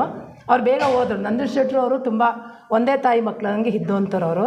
ಶನಿವಾರ ಭಾನುವಾರ ನನಗೆ ಕರ್ಕೊಂಡು ಹೋಗೋರು ಅವ್ರ ಅಂಗಡೀಲಿ ಬಿಟ್ಬಿಡೋರು ನನ್ನ. ಏಕೆಂದರೆ ನಂಗೆ ಚಾಕ್ಲೇಟ್ ತಿನ್ನೋ ಆಸೆ ಜಾಸ್ತಿ. ಚಾಕ್ಲೇಟ್ ಕೊಡ್ತೀನಿ, ಇಲ್ಲೇ ಇರು ಅನ್ನೋರು. ಅವರು ಪೂಜೆ ಎಲ್ಲ ಮುಗಿಸ್ಕೊಂಡು ಮನೆಗೆ ಬಂದಮೇಲೆ ನಂಗೆ ತಿನ್ನೋಕ್ಕೆ ಏನಾದರೂ ಬೇಕಾಗ್ತಿತ್ತು. ನಾನು ಸ್ವಲ್ಪ ಹಠವಾದಿ ಜಾಸ್ತಿ. ಊರಲ್ಲಿ ತರಲೆ ಮಾಡೋದು ಜಾಸ್ತಿ. ನಾವು ಭಾಳ ಜನ ಹೆಣ್ಮಕ್ಳು, 4 ಜನ ಹೆಣ್ಮಕ್ಳು. ಅದಕ್ಕೆ ನಂಜನ್ ಶೆಟ್ಟರು ಅಂಗಡಿಗೆ ತೊಗೊಂಡೋಗಿ ನಮ್ಮಪ್ಪ ಬಿಟ್ಬಿಡೋರು. ಬೆಳಗ್ಗೆಯಿಂದ ಸಾಯಂಕಾಲ ತನಕ ಅವ್ರ ಮನೇಲೇ ಇರ್ತಿದ್ದೆ ಶನಿವಾರ ಭಾನುವಾರ. ನಾನು ಇದ್ದಾಗ ನನಗೆ ಅವ್ರು ತುಂಬ ಹೇಳಿ, ರಮಣ, ಈ ಹುಡುಗಿ ಥಿಯಾಸಫಿ ಬರಲಿಲ್ಲ ಅಂತಂದ್ರೂ ಜಗತ್ತಿಗೆ ಹೆದರೋವಂಥ ಹೆಣ್ಣು ಹುಡುಗಿನೇ ಅಲ್ಲ ಇವರು ಅಂತ ಹೇಳೋರು ಅವ್ರು. ನನಗೆ ತುಂಬ ಇಷ್ಟ ಅವರು. ನನ್ನ ತಂದೆ ಸಮಾನದಲ್ಲಿ ನೋಡ್ತೀನಿ ನಾನು ಅವರು. ನಾನು ಈ ಸ್ಥಿತಿನಲ್ಲಿ ಇವತ್ತಿಲ್ಲಿ ನಿಂತಿದ್ದೀನಿ ಅಂದರೆ ಅವರೇ ಕಾರಣ ಅಂತ ಹೇಳಬಲ್ಲೆ ನಾನು. ಯಾಕೆ ಅಂದರೆ ಅವರು ಅಂಥ ಗುಣಗಳನ್ನು ನನ್ನಲ್ಲಿ ಬೆಳೆಸಿದ್ರು. ಅವರು ಒಳ್ಳೆಯ ಗುಣ. ಏನಾದರೂ ಒಬ್ಬರು ಎತ್ಕೊಂಡ್ರೆ ಅದು ತೊಗೋಬಾರ್ದಮ್ಮ, ಅದು ನಮ್ಮದಲ್ಲ ಅನ್ನೋರು. ಅದೇ ಥರ ನಮ್ಮ ಅಪ್ಪಾಜಿನೂ ನಮ್ಗೆ ಹಾಗೆ ಬೆಳೆಸಿದ್ರು. ಅವ್ರು ಬೇಗ ಹೊರಟೋದ್ರು. ಅಂಥವ್ರ ಕೈ ಕೆಳಗೆ ಬೆಳೆದಂಥ ನಾನು ಒಬ್ಬ ಅವರ ಸಾಕು ಮಗಳಿದ್ದಂಗೆ ಇದ್ದೆ ನಾನು. ಆದ್ದರಿಂದ ನನಗೆ ನಂಜುಂಡ ಶೆಟ್ಟು ಅಂದರೆ ತುಂಬ ಪ್ರೀತಿ. ನನಗೆ ಬಟ್ಟೆ ಹೊಲಿಸ್ಕೊಡೋರು, ಹೊಸ ಬಟ್ಟೆ ಎಲ್ಲ ಕೊಡಿಸ್ತಿದ್ರು ನಾನು ಚಿಕ್ಕ ಹುಡುಗಿ ಇರಬೇಕಾದ್ರೆ. ನಾನು ಥಿಯಾಸಫಿ ಇವತ್ತಿಲ್ಲಿ ನಿಂತಿದ್ದೀನಿ ಅಂದರೆ ನಾನು ನಂಜುಂಡ ಶೆಟ್ಟರ ಪ್ರಭಾವದಿಂದಲೇ ನಿಂತಿರೋದು. ನಾನು ಸ್ವಲ್ಪ ಹಠವಾದಿ, ಭಾಳ ಹಠವಾದಿ. ನಾನು ಚಿತ್ರದುರ್ಗದಲ್ಲಿ 83ನೇ ಇಸ್ವಿನಲ್ಲಿ ಇಲ್ಲೇ ಕೆಲಸ ಮಾಡ್ತಿದ್ದೆ, ಕೋಟೆ ಸ್ಕೂಲಲ್ಲಿ. ಒಬ್ಬ ಪಾತ್ರ ಮಾಡಿದ್ದೆ ನಾನು ಇಲ್ಲಿ. ಅವಾಗ ಅಲ್ಲಿಂದ ಇವಾಗೂ ಯಾರೂ ಪ್ರೈಸ್ ತಂದಿಲ್ಲ. ಮೈಸೂರು ದಸರಾದಲ್ಲಿ ನಾನೇ ತೊಗೊಂಡು ಬಂದೆ. 83ರಲ್ಲಿ ನನಗೆ ಮೈಸೂರು ದಸರಾದಲ್ಲಿ ಒಬ್ಬ ಪಾತ್ರಕ್ಕೆ ಪ್ರೈಸ್ ಕೊಟ್ಟಿದ್ದರು. ಇದರಿಂದ ಹೋಗಿದ್ವಿ, ನಮ್ಮ ಮಕ್ಕಳ ಕೊಡ್ತಿದ್ದ ಮಕ್ಕಳೆಲ್ಲ ನಾವೆಲ್ಲ ಹೋಗಿದ್ವಿ. ಬರೀ ಲೆಕ್ಚರ್ಸೇ ಹೋಗಿದ್ರು, ನಾವು ಟೀಚರ್ಸು, ನಾವು ಮಕ್ಕಳು ಕರ್ಕೊಂಡು ಹೋಗಿದ್ವಿ. ಆ ಪ್ರೈಸ್ ತಂದು ಫಸ್ಟ್ ತೋರಿಸಿದ್ದು ನಾನು ನಂಜುಂಡ ಶೆಟ್ಟರಿಗೆ, ಇದನ್ನೇ ಕೊಟ್ಟಿದ್ದಣ್ಣ ಅವರು ಅಂತ. ಅವಾಗ ಹೇಳಿದ್ರು ಅವರು, ಹುಟ್ಟಿದರೆ ನಿನಗೆ ಹೆಣ್ಮಕ್ಳು ಭಾಳ ಜನ ಅಂತೀಯ, ಈಕೆ ಕೊಟ್ಬಿಡು, ಸಾಕೊಂಬಿಡ್ತೀನಿ. ಈಗ ಹುಟ್ಟಿದರೆ ಇದೇ ಥರ ಹೆಣ್ಮಗಳು ಇರಬೇಕು. ನಾನು ಯಾವತ್ತೂ ಯಾರಿಗೂ ಎದುರೋಳ ಭಯನೇ ಇಲ್ಲ ನನಗೆ. ನಾನು ಯಾರಿಗೂ ಎದುರ್ಕೊಂಡು ಜೀವನ ಮಾಡ್ದಾಳಲ್ಲ. ಇಲ್ಲಿ ಕೋಟೆ ಸ್ಕೂಲಲ್ಲಿ ಇದ್ದೆ ನಾನು ಒಂದು 30 ವರ್ಷ. ನಾನು ಯಾರಿಗೂ ಎಂದು ಎದುರ್ದವಳು ಅಲ್ಲ, ಮಾಡ್ದವಳು ಅಲ್ಲ. ನನಗೆ ಒಳ್ಳೆಯ ಗುಣ ಬೇಕಷ್ಟೇ. ಕೆಟ್ಟದ್ದು ನಾನು ಒಪ್ಪಲ್ಲ. ಏನಾದರೂ ಕೆಟ್ಟದ್ದು ನಡೆದಿದೆ ಅಂದರೆ ಹೋಗ್ತೀನಿ ಅಲ್ಲಿಗೆ. ನೀನು ಹಿಂಗೆ ಮಾಡಿದೀಯ, ಅದು ತಪ್ಪು ಅಂತ ವಾದ ಮಾಡ್ತೀನಿ ನಾನು. ನಮ್ಮ ಮನೆಗೆಲ್ಲ ಅಂತಾರೆ, ನೀನು ಕಠೋರವಾದಿ, ನೀನು ನಿಷ್ಠೂರವಾದಿ ನೀನು ಅಂತಾರೆ. ಆದರೂ ನಾನು ಬಿಡೋದೇ ಇಲ್ಲ. ಆ ಗುಣ ನನಗೆ ಕಲಿಸಿದ್ದು ನಂಜುಂಡ ಶೆಟ್ಟರು. ತ್ಯಾಗರಾಜ ಶೆಟ್ಟರು ಕೆಲಸದಲ್ಲಿದ್ದರು, ಯಾವತ್ತೋ ಒಂದಿನ ಬರೋರು ಅಷ್ಟೇ. ಅಕ್ಕ ಗೊತ್ತಿತ್ತು ನನಗೆ ಸಹ. ಅವ್ರ ಮನೆಯವರು ಶೈಲಕ್ಕ ಮಾತ್ರ ತುಂಬ ಪರಿಚಯ.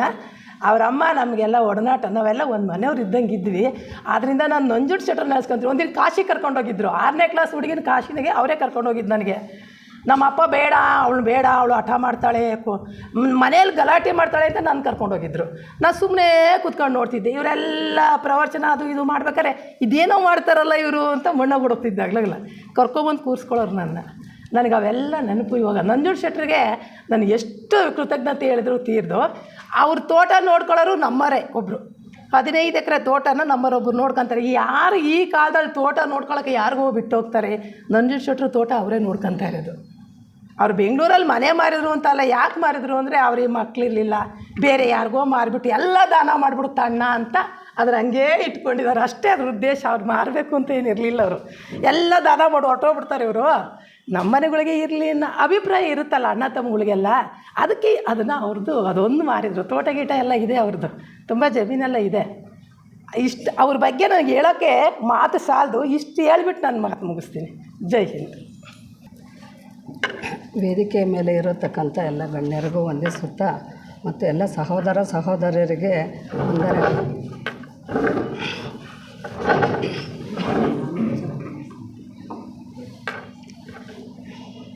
ಎಲ್ಲರಿಗೂ ವಂದನೆಗಳನ್ನು ತಿಳಿಸುತ್ತಾ, ಇವತ್ತು ತ್ಯಾಗರಾಜ ಅಪ್ಪಾಜಿ ಅವರ ಬಗ್ಗೆ ಈ ಒಂದು ನುಡಿನಮನವಾಗಿ ನಾನು ಒಂದೆರಡು ವಿಚಾರಗಳನ್ನ ಹಂಚ್ಕೊಳ್ಳೋದಕ್ಕೆ ಇಷ್ಟಪಡ್ತೀನಿ.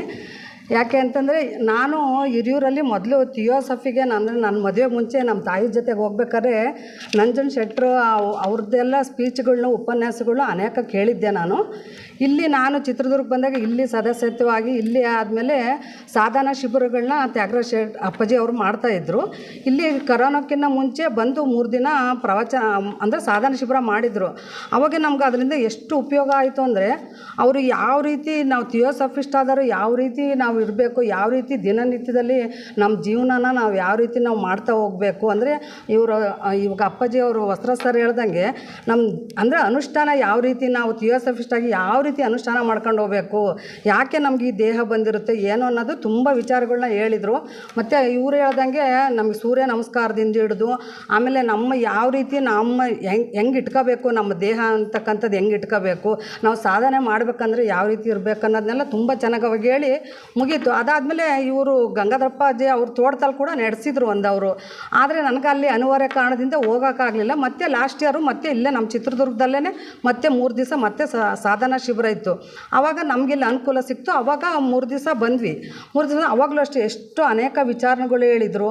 ಮತ್ತು ನೀವು ಅವ್ರು ಹೇಳ್ದಂಗೆ ಎಲ್ಲರೂ ಹೇಳ್ದಂಗೆ ಅವರು ಸರಳ ಮತ್ತು ಅವರು ನಿಸ್ವಾರ್ಥ ಸೇವೆ.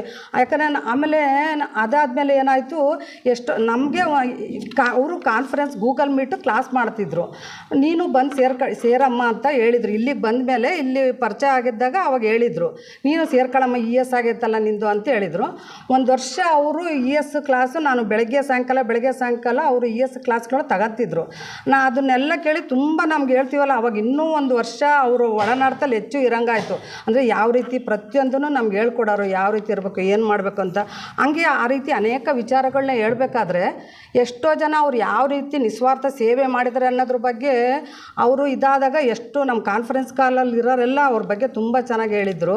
ಅದನ್ನೆಲ್ಲ ಕೇಳಿ ನೋಡು, ನಾವು ಯಾವ ರೀತಿ ನಾವು ಜೀವನವನ್ನು ಮಾಡಬೇಕು, ಯಾವ ರೀತಿ ಅಂದರೆ ಪ್ರತಿಯೊಂದು ಸಣ್ಣದ್ದು ದೊಡ್ಡದು ಅಂತಲ್ಲ, ಆ ರೀತಿ ಯಾವ ರೀತಿ ಮಾಡ್ಬೇಕನ್ನೋದನ್ನು ನಾವು ಚೆನ್ನಾಗಿ ತಿಳ್ಕೊಂಡಿದ್ದೀವಿ. ಮತ್ತು ಅವರು ಏನು ಹೇಳೋರು ಅಂದರೆ ಯಾವಾಗ್ಲೂ ನಾವು ಮಾತ್ರ ಇದು ಮಾಡಬಾರ್ದು. ಅಂದರೆ ಎಂಥ ಅವನು ದುಷ್ಟ ಮನುಷ್ಯ ಆಗಿದ್ದರೂ ಕೂಡ ಅವರಲ್ಲಿ ಯಾವ ರೀತಿ ದೈವಿ ಅಂಶ ಇರುತ್ತೆ, ನಾವು ಅವ್ರನ್ನ ಯಾವ ರೀತಿ ನೋಡಬೇಕು. ಆಮೇಲೆ ನಮ್ಗೆ ಇಷ್ಟ ಆದವ್ರನ್ನ ಮಾತ್ರ ಒಂದು ರೀತಿ ಅಂದರೆ ಪ್ರತ್ಯೇಕತೆ ಭಾವನೆ ಇಲ್ದಂಗೆ ಯಾವ ರೀತಿ ನಾವು ನೋಡಬೇಕು. ಆಮೇಲೆ ಎಷ್ಟೋ ಅವ್ರಿಗೆ ಉದಾಹರಣೆ ಕೊಟ್ಟು ಹೇಳಿದರು, ಅವ್ರ ಸಹಾಯ ಅನ್ನೋದು ಹೆಂಗೆ ಮಾಡ್ತಿದ್ರು ಅನ್ನೋದು ಬೇರೆಯವರು ಅವ್ರು ಮಾಡಿದ ಸಹಾಯಗಳನ್ನೆಲ್ಲ ನಾವು ಕೇಳಿ ತಿಳ್ಕೊಂಡಿದ್ದೀನಿ ಅವ್ರ ವಿಚಾರಕ್ಕೂ ಕೂಡ. ಆಮೇಲೆ ನಾವು ಕೂಡ ನೋಡಿದ್ವಿ, ಅದನ್ನೆಲ್ಲ ನೋಡಿ ನಮಗೆ ತುಂಬ ಇದಾಯಿತು. ಆಮೇಲೆ ಎಷ್ಟೋ ಅನೇಕ ವಿಚಾರಗಳು ನಾವು ದಿನನಿತ್ಯ ಜೀವನದಲ್ಲಿ ಏನಾದರೂ ಒಂದು ಮಾಡ್ಬೇಕು ಕೂಡ ಎಷ್ಟೋ ಸಲ ನಾನು ಅವ್ರು ನೆನೆಸ್ಕೊಂಡಿರೋದುಂಟು. ಅವು ಈ ಥರ ಮಾಡಬೇಕಾಗಿತ್ತಲ್ವ, ನಾವು ಈ ರೀತಿ ಮಾಡಬೇಕಲ್ಲ ಥಿಯೋಸಫಿಸ್ಟಾಗಿ. ಯಾಕಂದ್ರೆ ಥಿಯೋಸಫಿ ಅಂದರೆ ಥಿಯೋಸಫಿಸ್ಟ್ ಆಗೋದೇ ಬೇರೆ. ಅದನ್ನು ನಾವು ಪ್ರತಿಯೊಂದು ಸಣ್ಣ ಪುಡ್ದು ಅಂತಲೇ ಆ ರೀತಿ ನಾವು ಕಾರ್ಯಗಳು ಬರ್ತೀವಿ. ಆಮೇಲೆ ಇಂಥ ದೊಡ್ಡ ಅನೇಕ ಮಹಾತ್ಮರು ಅನೇಕ ಇವ್ರು ಹೇಳೋ ವಿಚಾರಗಳನ್ನ ನಾವು ಅವ್ರು ಹೇಳ್ದಂಗೆ ದಿನನಿತ್ಯದಲ್ಲಿ ನಾವು ಸಣ್ಣದಾಗಿ ಅನುಷ್ಠಾನ ಮಾಡ್ಬೇಕು. ಫಸ್ಟು ಆ ಸಣ್ಣದೇ ಈಗ ಯಾರೋ ಒಬ್ಬ ವಯಸ್ಸಾಗಿರೋರಿಗೆ ಒಂಚೂರು ನಾವು ದಾರಿ ಈ ಕಡೆಯಿಂದ ಆ ಕಡೆ ದಾರಿ ಒಂದು ದಾಡ್ಸೋದನ್ನು ಕೂಡ ಅದೊಂದು ಮಹಾತ್ಮರ ಕೆಲಸದಲ್ಲಿ ಅದೊಂದು ದೊಡ್ಡ ಕೆಲಸನೇ. ಆ ರೀತಿ ನಾವು ಸಣ್ಣದು, ಯಾಕಂದರೆ ಒಂದೇ ಸಲ ಮಹಾತ್ಮರು ಆಗೋಕ್ಕಾಗಲ್ಲ, ಆ ರೀತಿ ನಾವು ನಡ್ಕೊಂಡು ಹೋಗ್ಬೇಕನ್ನೋದನ್ನ ತುಂಬ ಅವರಿಂದ ಅನೇಕ ವಿಚಾರಗಳನ್ನು ತಿಳ್ಕೊಂಡು ಇವತ್ತು ನನಗೆ ಅವ್ರ ಬಗ್ಗೆ ಮಾತಾಡೋಕ್ಕೆ ಅವಕಾಶ ಸಿಕ್ಕಿದ್ದಕ್ಕೆ ನಾನು ಧನ್ಯವಾದಗಳನ್ನ ಅರ್ಪಿಸ್ತೀನಿ.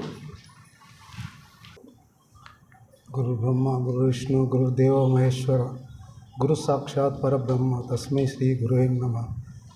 ಜೀವನ್ಮುಕ್ತರಿಗೆ ವಂದಿಸುತ್ತಾ ಆ ಜೀವನ್ಮುಕ್ತರ ಕೆಲಸಕ್ಕೆ ನಾವು ಸಹಾಯಕರಾಗಲು ನಮ್ಮ ಈ ದೇಹವನ್ನು ಯಾವ ರೀತಿ ಅದನ್ನು ಸರಿಪಡಿಸ್ಕೋಬೇಕು ಅಂಥೇಳಿ ನಮ್ಮ ತಾಯರ ಶೆಟ್ಟರು ಪ್ರತಿ ಈ ಸಾಧನಾ ಶಿಬಿರಗಳು ಅಂತ ಶುರು ಮಾಡಿದರು.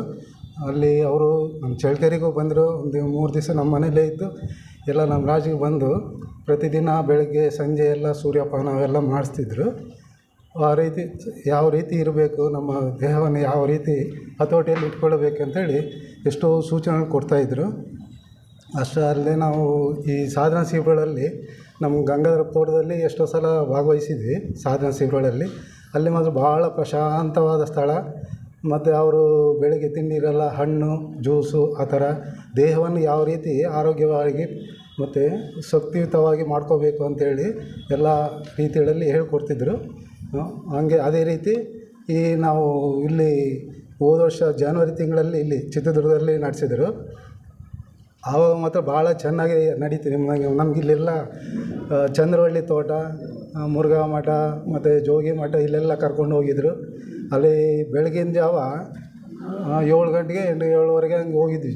ಅದು ಗುಡ್ಡದ ಮೇಲೆ, ಅದು ಜೋಗಿ ಮಠ ಅಲ್ಲ ಸರ್, ಅದು ಗುಡ್ಡದ ಮೇಲೆ ಜೋಗಿ ಮಠ ಅಲ್ಲ, ಗುಡ್ಡದ ಮೇಲೆ ಜೋಗಿ ಮಠ, ಅಲ್ಲಿ ಕರ್ಕೊಂಡು ಹೋಗಿದ್ರು. ಅಷ್ಟೊತ್ತಿಗೆ ಇನ್ನು ಜನವರಿ ತಿಂಗಳು ಫುಲ್ಲು ಚಳಿ ಇದೆ. ಅಲ್ಲಿ ನಾವೆಲ್ಲ ಶಾಲು ಹೊತ್ಕೊಂಡು ಕೂತ್ಕೊಂಡಿದ್ವಿ, ಶೆಟ್ಗಳು ಹಾಕ್ಕೊಂಡು ಶಾಲು ಹಾಕೊಂಡು. ಅವರು ಬರೀ ಶರ್ಟ್ ಹಾಕ್ಕೊಂಡು ಕೂತ್ಕೊಂಡಿದ್ರೆ ಅವರು ಅಲ್ಲಿ ಕೇಳಿದೆ, ಏನು ಸರ್ ನೀವು ಏನು ನಮ್ಗೆ ಎಷ್ಟು ಚಳಿ ಆಗ್ತಾಯಿದೆ, ನೀವು ಶರ್ಟ್ ಕೂಡ ಬಿಚ್ಚಿದಿರಲ್ಲ ಅಂದರೆ, ನನಗೇನಾಗಲ್ಲ ಅಂತ ಇರೋ ಶರ್ಟ್ ಕೂಡ ಬಿಚ್ಚಿಬಿಟ್ರು. ಅಲ್ಲಿ ಗುಡ್ಡದ ಮೇಲೆ ಅಲ್ಲಿ ಒಂದು ಸ್ಟೇಜ್ ಐತೆ, ಅಲ್ಲಿ ಭಾಳ ಹೈಟ್ ಇದೆ, ಭಾಳ ಚಳಿ. ಅಲ್ಲಿ ಮೇಲೆ ಸ್ಟೇಜ್ ಐತಿ, ಇನ್ನು ಒಂದು 20 ಅಡಿ ಎತ್ತರ ಸ್ಟೇಜ್ ಐತೆ. ಆ ಸ್ಟೇಜ್ ಮೇಲೆ ಹತ್ತಿ ಬಟ್ಟೆ ಬಿಚ್ಕೊಂಡು ಕೂತ್ಕೊಂಡ್ರೆ ಇಲ್ಲೆಲ್ಲ ನಾವೆಲ್ಲ ಸಾಲು ಎಲ್ಲ ಹೊತ್ಕೊಂಡು ಕೂತ್ಕೊಂಡಿದ್ವಿ. ಅವರು ಅಷ್ಟು ಇದೆ, ಎಷ್ಟು ಹತೋಟಿಯಲ್ಲಿ ಇಟ್ಕೊಂಡಿದ್ದಾರೆ ಅವರು ಅವ್ರ ದೇಹವನ್ನು ಅಂತ ಅವಾಗ ನಮಗೆ ಅರ್ಥವಾಯಿತು. ಅಷ್ಟೇ ಅಲ್ಲ, ಅಲ್ಲಿ ನಮಗೆ ಆ ಸಾಧನೆ ಸಿರಿಬಳದಲ್ಲಿ ಅಂತೇಳಿ ಅವರು ನಮ್ಮ ಜೊತೆ ಎಲ್ಲ ಆಟ ಆಡಿಕೊಂಡು ಹುಡುಗರಂತೆ ಆಗ್ಬಿಟ್ರು ಅವರು ಎಲ್ಲ. ಈ ಬುದ್ಧನ ಜೀವಿತದಲ್ಲಿ ಕೆಲವು ನಾಟಕ ರೂಪವಾಗಿ ಬುದ್ಧರ ಬೋಧನೆಗಳನ್ನ ಹೇಳಿಕೊಟ್ರು ನಮಗೆಲ್ಲ. ಅಲ್ಲೆಲ್ಲ ನಾಟಕ ಆಡಿಸಿದ್ರು ನಮ್ಮ ಹತ್ರ ಎಲ್ಲರೂ. ಭಾಳ ಚೆನ್ನಾಗಿತ್ತು, ಭಾಳ ಅಪರೂಪವಾಗಿ ಆದ ಶಿಬಿರ ಅದು. ಅಂಥ ಶಿಬಿರ ಮತ್ತೆ ಇನ್ನೂ ಯಾರು ಮಾಡ್ತಾರೋ ಅನ್ನೋದು ಗೊತ್ತಿಲ್ಲ, ನನಗಂತೂ ಡೌಟೇ. ಅಷ್ಟು ಹುಡುಗರ ಅಂತ ಹೇಳಿ ಆಗಿ ಅಷ್ಟು ಹೆಚ್ಚೆಷ್ಟು ಅನುಭವಗಳನ್ನ ನಮಗೆ ಅನುಭವ ಮಾಡಿಸಿಕೊಟ್ಟಿದ್ದಾರೆ.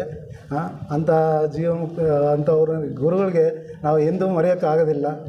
ಅಂಥವ್ರನ್ನ ನೆನೆಸ್ಕೊಂಡು ನಮಗೆ ಭಾಳ ದುಃಖ ಆಗ್ತಾಯಿದೆ ಇವತ್ತು ಇಲ್ವಲ್ಲ ಅಂತ. ಅಂಥ ಸಾಧನಾ ಶಿಬಿರಗಳಲ್ಲಿ ನಮ್ಮ ನೆಕ್ಸ್ಟ್ ಯಾರು ಮಾಡ್ತಾರೋಪ್ಪ ಅನ್ನೋ ಚಿಂತೆ ಒಳಗಾಗಿದೆ. ಅಂಥ ಗುರುಗಳನ್ನ ಇಂಥ ದಿನ ಮರೆದಂಗೆ ನೆನೆಸ್ಕೋಬೇಕು, ಅಂಥ ಗುರುಗಳು ಹೇಳಿದ್ದನ್ನು ನಾವು ಪಾಲಿಸಬೇಕು ಅಂಥೇಳಿ ಕೇಳ್ಕೊಂಡು ನಾವು ಮಾತು ಮುಗಿಸ್ತೇವೆ. ಸರಿ.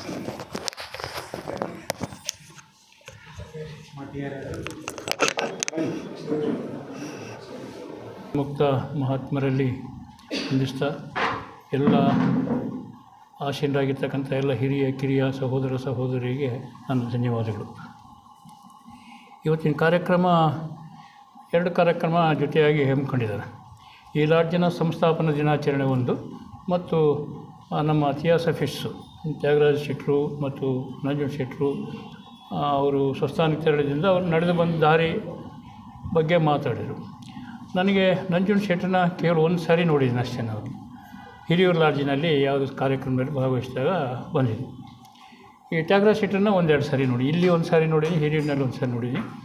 ಅವರ ಅತ್ಯಂತ ಸರಳವಾದ ಉಡುಪು, ಸರಳವಾದ ನಡವಳಿಕೆ ಇದೆಲ್ಲ ನೋಡಿ ನಮಗಂತೂ ದೊಡ್ಡ ಮೇಲ್ಮಟ್ಟದ ಕಾನ್ಷಿಯಸ್ ಇರ್ತಕ್ಕಂಥ ವ್ಯಕ್ತಿ ಈತ, ಪ್ರಜ್ಞಾಮಟ್ಟ ಸ್ವಲ್ಪ ಹೆಚ್ಚಿಗೆ ಇದೆ, ಮೇಲಕ್ಕೆ ಹೋಗ್ತಾ ಇದೆ ಅನ್ನೋ ಒಂದು ಅರಿವಾಯಿತು. ಈ ನಮ್ಮ ಸೋದರ ಸೋದರಿ ಈಗ ಇಲ್ಲಿಯವ್ರಿಗೆ ಏನು ಮಾತಾಡಿದವ್ರ ಬಗ್ಗೆ ಅವ್ರಿಗೆ ದೇಹಾಭಿಮಾನವೂ ಇಲ್ಲ, ದೇಹ ಅಭಿಮಾನದ ಬಗ್ಗೆ ಇಲ್ಲ. ಆಮೇಲೆ ಇವರು ಸಾಧನೆ ಮಾಡ್ತಕ್ಕಂಥ ಪುರುಷರು, ಧ್ಯಾನ, ಆ ಧ್ಯಾನಕ್ಕೆ ಬೇಕಾದ ಸಿದ್ಧತೆಗಳು, ಆಮೇಲೆ ಜನಗಳಿಗೆ ನಾವು ಇದನ್ನು ತಿಳಿ ಹೇಳಬೇಕು ಅಂತಕ್ಕಂಥ ಒಂದು ಇಚ್ಛಾಶಕ್ತಿ, ಇವೆಲ್ಲವುಗಳು ನೋಡೋದ್ರಿಂದ ಇವರಿಗೆ ಒಂದು ಕಾನ್ಷಿಯಸ್ ಲೆವೆಲ್ಲು ಎಲ್ಲರಿಗಿಂತ ಸ್ವಲ್ಪ ಮೇಲಿದೆ. ಸರಳವಾದ ವ್ಯಕ್ತಿಗಳು ಮತ್ತು ಸಾಧನಾ ಚತುಷ್ಟಯಗಳು, ಅಷ್ಟಾಂಗ ಮಾರ್ಗಗಳು ಇವನ್ನೆಲ್ಲ ಅನುಸರಿಸ್ಕೊಂಡು ಅವರು ಅನುಷ್ಠಾನ ಮಾಡ್ಕೊಂಡು ಇತರರಿಗೂ ಹೇಳ್ಕೊಂಡು ನಡೆದು ಬಂದಿರ್ತಕ್ಕಂಥ ಇವರು ಮಹಾತ್ಮರು ಇವರೆಲ್ಲನ. ಇವರ ಆದಷ್ಟು ಬೇಗ ಈಗಾಗಲೇ ಏನಾದರೂ ಎಂಥದ್ದು ಕಾಮಲೋಕದಾಗ ಏನಾದರೂ ಇರಬಹುದೇನೋ, ಈಗ ಸೂಕ್ಷ್ಮ ಕಾಮಲೋಕದಲ್ಲಿ ಅದನ್ನು ದಾಟಿ ಕೆಳಲೋಕವನ್ನು ಬಿಟ್ಟು ಕಾರಣದೇಹವನ್ನು ಪ್ರವೇಶ ಮಾಡಲಿ ಅಂತೇಳಿ ಆಸೆಪಡ್ತಾ ನಾನು 2 ಮಾತನ್ನು ಮುಗಿಸ್ತೀನಿ. ಎಲ್ಲ ಆತ್ಮೀಯ ಸಹೋದರ ಸಹೋದರಿಯರಿಗೆ ವಂದಿಸುತ್ತಾ, ಈ ದಿನದ ಕಾರ್ಯಕ್ರಮ ಮುಖ್ಯವಾಗಿ ನಮ್ಮ ಹಿರಿಯೂರು ಚಿತ್ರದುರ್ಗ ಬ್ರಹ್ಮಜ್ಞಾನ ಸಮಾಜ ಸ್ಥಾಪನೆ ಆದ ಅಂದಿನಿಂದ ಬೆಳೆದಿರ್ತಕ್ಕಂಥ ವಿಷಯಗಳನ್ನ ನಮ್ಮ ಅಧ್ಯಕ್ಷರು ವಿವರಿಸಿದ್ದಾರೆ. ಹಾಗೆಯೇ ನಮ್ಮ ಸ್ವಸ್ಥಾನಕ್ಕೆ ಸೇರಿರ್ತಕ್ಕಂಥ ನಂಜುಂಡ ಶೆಟ್ಟರು ಮತ್ತು ತ್ಯಾಗರಾಜ ಶೆಟ್ಟರ ಗುಣಗಾನವನ್ನು ಮಾಡ್ತಕ್ಕಂಥ ಒಂದು ಸಂದರ್ಭ ಇದು. ನಾನು ಅವರಿಗೆ ತುಂಬ ಪರಿಚಯ ಇರಲಿಲ್ಲ. ನಾವೇನಾದರೂ ಈ ಥರ ವ್ಯಾಸಂಗ ಗೋಷ್ಠಿಗಳಲ್ಲಿ ನಾವು ಭಾಗವಹಿಸಿದಾಗ ಅವ್ರು ನೋಡಿದರೆ ಬಹಳ ಸರಳಾದ ವ್ಯಕ್ತಿತ್ವವನ್ನು ನಾವು ನೋಡ್ತಾ ಇದ್ವಿ. ಹೇಗೆ ಅಂದರೆ ನಿಜವಾಗಲೂ ಆ ನಂಜುಂಡ ಶೆಟ್ಟರು ಅಷ್ಟು ಜ್ಞಾನಿಗಳಿದ್ದರು. ಅವರ ಉಪದೇಶಗಳು, ಅವರ ಒಂದು ಆ ವ್ಯಾಸಂಗ ಗೋಷ್ಠಿಯಲ್ಲಿ ಅವರು ಮಾಡ್ತಕ್ಕಂಥ ಒಂದು ಇದು ಏನು ಒಂದು ಹಿತವಚನಗಳನ್ನ ನಾವು ಕೇಳಿದರೆ ಯಾವುದೇ ಒಬ್ಬ ಮನುಷ್ಯ ಬದಲಾವಣೆಯನ್ನು ಹೊಂದತಕ್ಕಂಥ ಒಂದು ಮಾರ್ಗದಲ್ಲಿ ಅವರು ಆ ಒಂದು ವ್ಯಾಸಂಗೋಷ್ಠಿಯನ್ನು, ಆ ಪ್ರವಚನವನ್ನು ನಡೆಸ್ಕೊಡ್ತಕ್ಕಂಥ, ಎಲ್ಲರೂ ಕೇಳ್ತಕ್ಕಂಥ ಒಂದು ಇದು ಅವರಿಗೆ ಅವ್ರ ಕಡೆ ಹೋಗ್ತಕ್ಕಂಥ ಒಂದು ಅಟ್ರಾಕ್ಟಿವ್ನ ಆಗಿ ಅವರು ನಿಜವಾಗಲೂ ಹೇಳ್ತಕ್ಕಂಥ ಒಂದು ಶಕ್ತಿ ಇತ್ತು ಅವರಿಗೆ. ಆಮೇಲೆ ನಿಜವಾಗಲೂ ನಮಗನ್ಸುತ್ತೆ ಅವರು ಇದೇ ಜನ್ಮದಲ್ಲಿ ಅಷ್ಟೊಂದು ಜ್ಞಾನವನ್ನು ಪಡೆದಿರ್ತಕ್ಕಂಥ ಶಕ್ತಿ ಬಂದಿರೋದಕ್ಕೆ ಸಾಧ್ಯತೆ ಇಲ್ಲ. ಅವರು ಬೆಳೆದಿರ್ತಕ್ಕಂಥ ವ್ಯಕ್ತಿಗಳು ಹಿಂದಿನ ಜನ್ಮಗಳಲ್ಲಿ ಈ ತರಹ ನಮ್ಮ ಬ್ರಹ್ಮಜ್ಞಾನ ಸಮಾಜದಲ್ಲಿ ಭಾಗವಹಿಸಿ, ಸತ್ಸಂಗಗಳಲ್ಲಿ ಭಾಗವಹಿಸಿ, ಆಧ್ಯಾತ್ಮಿಕತೆಯಲ್ಲಿ ಮುಂದುವರೆದು ಜ್ಞಾನವನ್ನು ಪಡೆದಿರ್ತಕ್ಕಂಥ ವ್ಯಕ್ತಿಗಳು ಅನ್ನೋದನ್ನು ನಮಗೆ ಅವ್ರು ನೋಡಿದಾಗ ಅರ್ಥವಾಯಿತು. ನಾವೆಲ್ಲ ಯಾಕೆಂದರೆ ನಾವೆಲ್ಲ ಇನ್ನು ಈಗ ತಾನೇ ಬಂದಿರತಕ್ಕಂಥವ್ರು ನಮ್ಮ ಬ್ರಹ್ಮಜ್ಞಾನ ಸಮಾಜಕ್ಕೆ. ಅಕಸ್ಮಾತ್ ಏನಾದರೂ ಹಿಂದಿನ ಜನ್ಮದಲ್ಲಿ ಸುಮ್ಮನೆ ಕಾಲಿಟ್ಟಿದ್ವೇನೋ, ಇಲ್ಲಿ ಇಟ್ಟಿಲ್ದಲೇ ಬ್ರಹ್ಮಜ್ಞಾನ ಸಮಾಜದ ಒಂದು ಈ ಅಂತರಂಗ ಪ್ರವೇಶಕ್ಕೆ ಸಾಧ್ಯತೆ ಇರೋದಿಲ್ಲ. ಸ್ವಲ್ಪ ಏನೋ ಕಾಲಿಟ್ಟಿದ್ವಿ, ಈಗ ಪ್ರವೇಶ ಮಾಡಿದ್ದೀವಿ, ಇನ್ನೂ ನಾವು ಬದಲಾವಣೆ ಆಗಿಲ್ಲ. ನಿಜವಾಗಲೂ ಅವರನ್ನು ನೋಡಿದರೆ ಯಾರೇ ಆಗಲಿ ಬದಲಾವಣೆ ಆಗ್ತಕ್ಕಂಥ ಒಂದು ವ್ಯಕ್ತಿತ್ವವನ್ನು ಅವ್ರನ್ನ ಕಂಡವರು, ಅವರ ಹಿತವಚನಗಳನ್ನು ಕೇಳಿದವರು ಬದಲಾವಣೆ ಆಗ್ತಕ್ಕಂಥ ಒಂದು ಪ್ರೇರೇಪಣೆಯನ್ನು ಅವ್ರು ಮಾಡ್ತಾಯಿದ್ರು.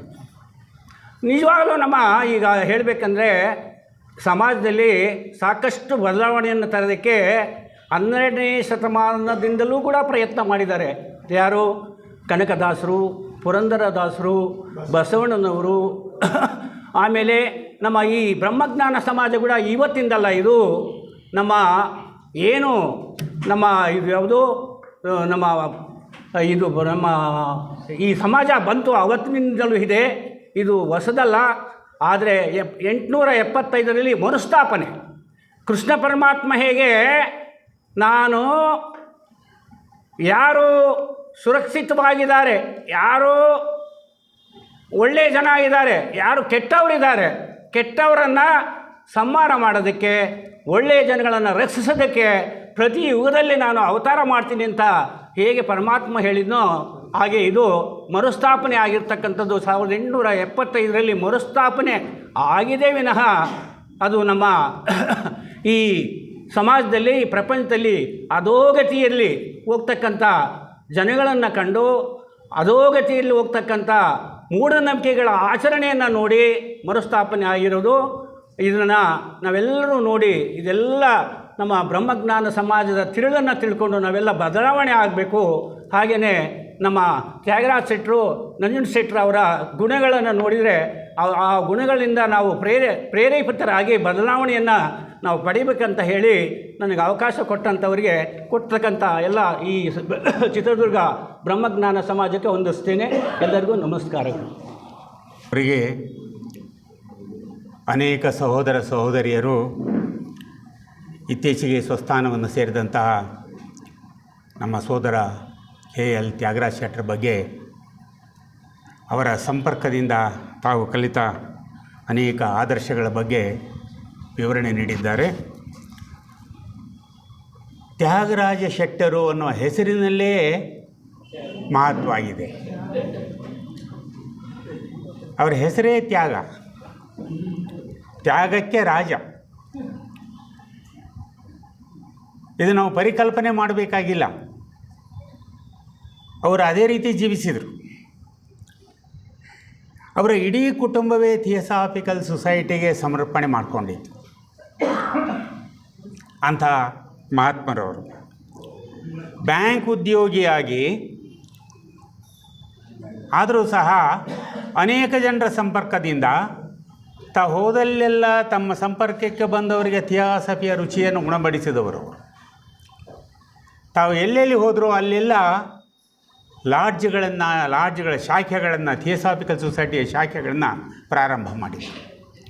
ರಾಣೆಬೆನ್ನೂರಿನಲ್ಲಿದ್ದಾಗ ಅಥವಾ ಅಥಣಿ, ಅದೇ ರೀತಿ ಹುಕ್ಕೇರಿ, ಬೆಳಗಾವಿ, ಧಾರವಾಡ ಅನೇಕ ಕಡೆ ಅವರು ಈ ಥಿಯೋಸಾಫಿಕಲ್ ಸಂದೇಶವನ್ನು ತಲುಪಿಸುವಲ್ಲಿ ಯಶಸ್ವಿಯಾದರು. ಅವರ ಪಾತ್ರ ಥಿಯೋಸಾಫಿಕಲ್ ಸೊಸೈಟಿಯಲ್ಲಿ ಸಕ್ರಿಯವಾದದ್ದು. ಎಲ್ಲಿ ಹೋದರೂ ಆ ಸಮಯವನ್ನು ಸದುಪಯೋಗ ಮಾಡಿಕೊಳ್ತಾ ಇದ್ದರು.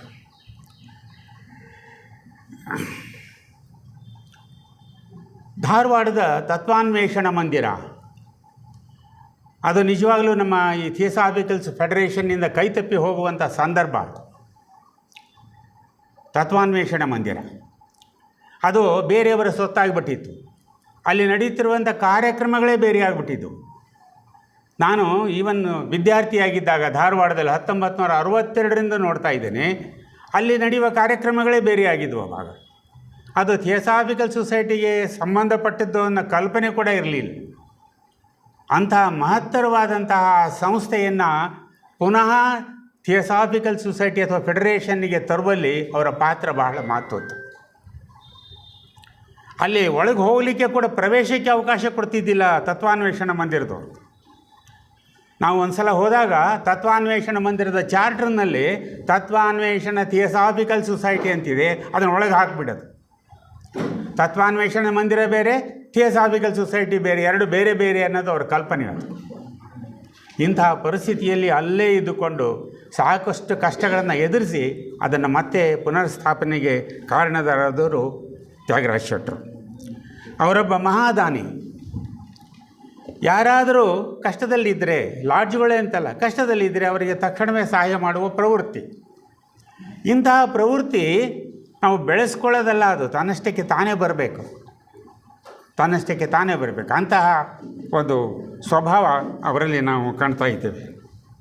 ಇಂತಹ ಮಹನೀಯರು ಅನೇಕ ಸಂಸ್ಥೆಗಳನ್ನು ಸ್ಥಾಪಿಸಿ ಥಿಯಾಸಫಿಯ ಪ್ರಚಾರಕ್ಕೆ ಸಾಕಷ್ಟು ಅವಕಾಶವನ್ನು ಮಾಡಿ ಈ ಜ್ಞಾನವನ್ನು ಜನರಿಗೆ ಹಂಚುವಲ್ಲಿ ಯಶಸ್ವಿ ಪಾತ್ರ ವಹಿಸಿದವರು ಅಂದರೆ ತಪ್ಪಾಗಲಿಕ್ಕಿಲ್ಲ. ಇಂತಹ ಮಹನೀಯರ ಸ್ಮರಣೆ ಸುಸಂಸ್ಕೃತ ಸಮಾಜದ ಕರ್ತವ್ಯ.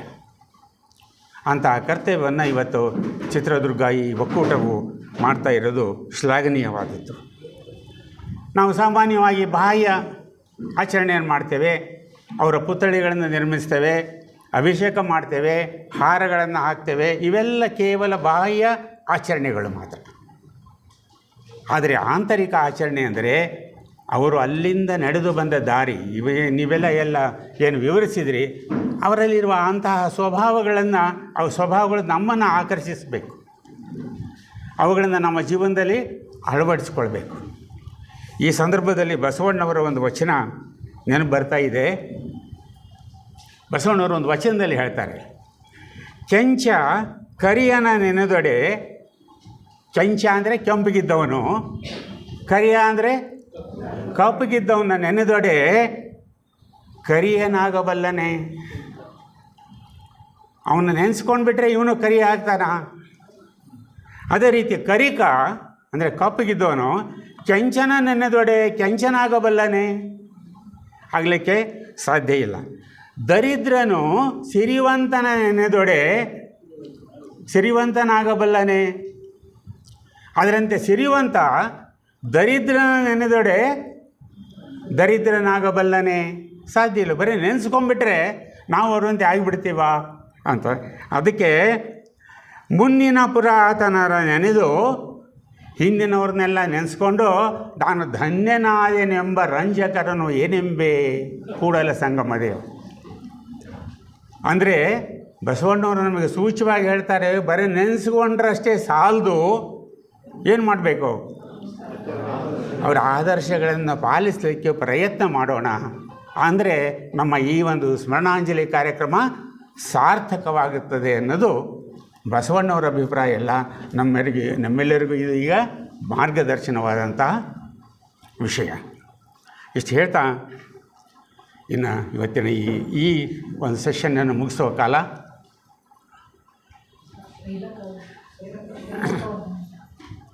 ಅಮ್ಮ ಬನ್ನಿ.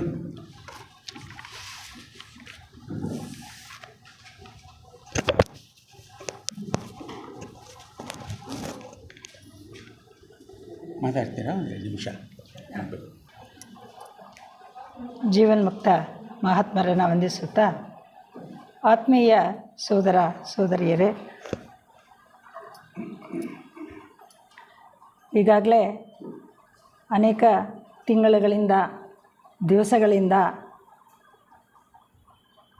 ಅವರ ಒಂದು ಸ್ಮರಣೆ ನಡೀತಲೇ ಇದೆ. ಅವರು ಮರಣ ಹೊಂದಿದ ನಂತರನೂ ಕೂಡ ಅನೇಕರಿಗೆ ಸೂಚನೆಯನ್ನು ಕೊಟ್ಟಿದ್ದಾರೆ. ನಾನು ದೇಹವನ್ನು ಬಿಟ್ಟಿದ್ದೀನಿ ಅಷ್ಟೇ, ಆದರೆ ಎಲ್ಲರಲ್ಲೂ ಕೂಡ ನಾನು ಇದ್ದೀನಿ ಅಂತ ಹೇಳಿ ನಮ್ಮ ಜೀವನವನ್ನೇ ಆದರ್ಶವಾಗಿರುವಂತಹ ಒಂದು ರೀತಿಯಲ್ಲಿ ನಮ್ಮನ್ನು ರೂಪಿಸಿದ್ದಾರೆ. ಕೇವಲ ಸೊಸೈಟಿ ಅಷ್ಟೇ ಅಲ್ಲ, ನನ್ನ ಜೀವನದಲ್ಲೂ ಕೂಡ ಪ್ರಾರಂಭದಲ್ಲಿ ಭಕ್ತಿ ಮಾರ್ಗದಲ್ಲಿ ಬಂದಂತಹ ಕುಟುಂಬ, ಆನಂತರ ಮದುವೆ ಆಗಿ ಮದುವೆ ದಿನದಿಂದಲೇ ಸರಳತೆ, ಸಹಜತೆ, ಸತ್ಯಕ್ಕಾಗಿ ಹೋರಾಡಬೇಕು ಅನ್ನುವಂತಹ ಒಂದು ಜೀವನ ಮಾರ್ಗವನ್ನು ಹೇಳೋದಷ್ಟೇ ಹೇಳ್ತಿರ್ಲಿಲ್ಲ ಅವರು. ಒಂದೇ ಸಾರಿ ಹೇಳ್ತಾಯಿದ್ರು. ಏನೋ ಯಾವ ಮಾತನ್ನು ಹೇಳಿದರೂ ಕೂಡ ಒಂದು ಸಾರಿ ಹೇಳ್ತಿದ್ರು. ಗುರುಗಳೇ ಹೇಗೆ ಒಂದು ಸಾರಿ ಹೇಳ್ತೀನಿ ಅನ್ನುವಂತಹ ಒಂದು ಮಾತನ್ನು ಹೇಳ್ತಿದ್ರು, ಅದೇ ರೀತಿಯಾಗಿ ಇವರು ಕೂಡ ಒಂದು ಸಾರಿ ಹೇಳ್ತಿದ್ರು.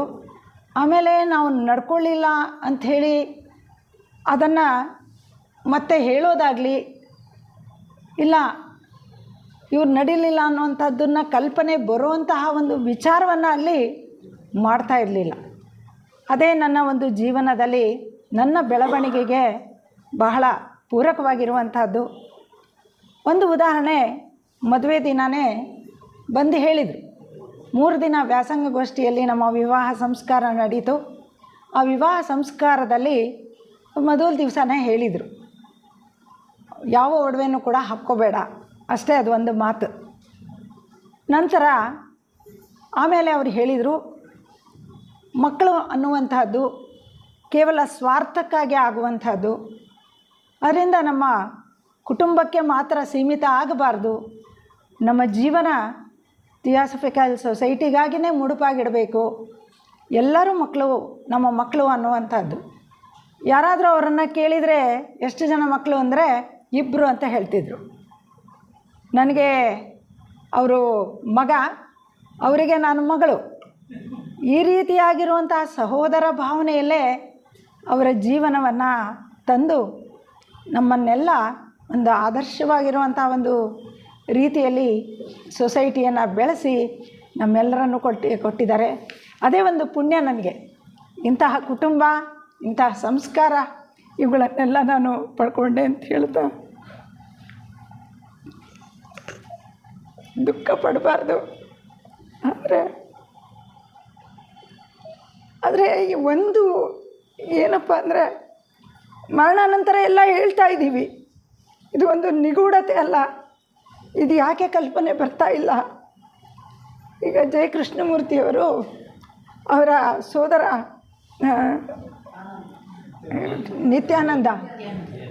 ನಿತ್ಯಾನಂದ ಅವರ ತೀರ್ಕೊಂಡ ಮೇಲೆ 10 ದಿನಗಳ ಕಾಲ ಅವರು ಹೊರಗೆ ಬರಲಿಲ್ಲ.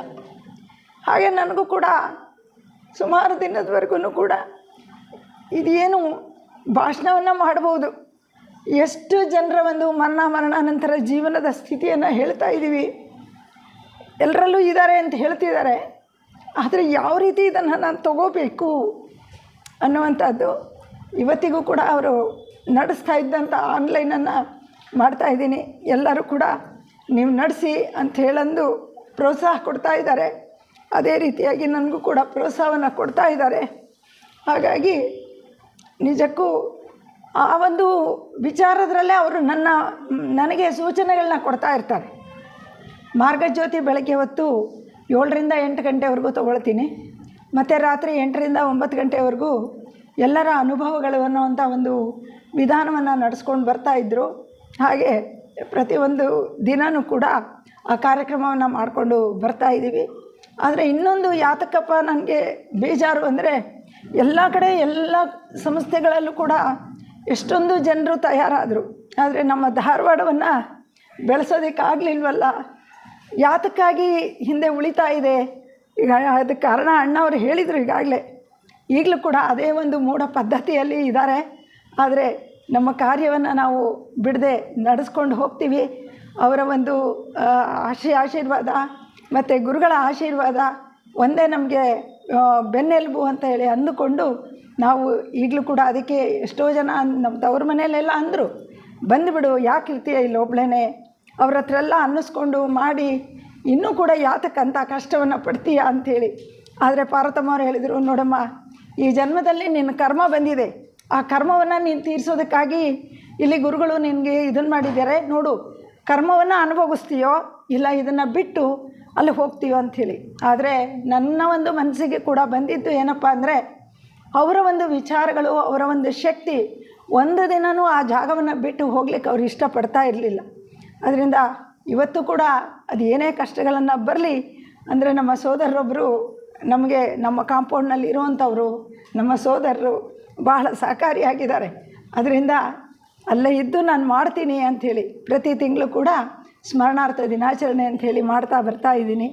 ಆ ಗುರುಗಳು ಮತ್ತು ಹಿರಿಯವರು ಎಲ್ಲರೂ ಕೂಡ ಏನು ಪ್ರೇರಣೆಯನ್ನು ಕೊಡ್ತಾರೋ ಅದರಂತೆ ನಡೀತೀನಿ ಅಂತ ಹೇಳ್ತಾ ತಮ್ಮೆಲ್ಲರಿಗೂ ನನ್ನ ವಂದನೆಗಳು. ನಮಗೆ ತಮ್ಮ ಆದರ್ಶ ಜೀವನದ ಪ್ರತಿಕ್ಷಣಗಳನ್ನು ನೆನಪಿಗೆ ತಂದುಕೊಟ್ಟು ಮನುಷ್ಯ ಹೇಗೆ ಜೀವಿಸಬೇಕು ಎಂದು ವಿವರಿಸಿದಂತಹ ಸ್ವಸ್ಥಾನ ಸೇರಿದ ಸೋದರ KL ನಂಜುಂಡ ಶೆಟ್ಟರು, ಸೋದರ ತ್ಯಾಗರಾಜ ಶೆಟ್ಟರು ಮತ್ತು ಇತ್ತೀಚೆಗೆ ನಿಧನ ಹೊಂದಿದ ನಿಟ್ಟೂರಿನ ಲಕ್ಷ್ಮಣರಾಯರು ಅವರ ಸೇವೆಯು ಕೂಡ ಒಳ್ಳೆಯ ಸ್ಮರಣೀಯವಾದಂಥ ಸೇವೆ. ಇವರ ಈ ಆತ್ಮಕ್ಕೆ ಅವರು ಉನ್ನತ ಲೋಕಗಳಿಗೆ ಅವರ ಆತ್ಮ ಸಾಗಲಿ ಅಂತ ನಾವು ಪ್ರಾರ್ಥನೆ ಮಾಡ್ತಾ ಒಂದು ಕ್ಷಣ, ಒಂದು ನಿಮಿಷ ಮೌನವನ್ನು ಆಚರಿಸೋಣ.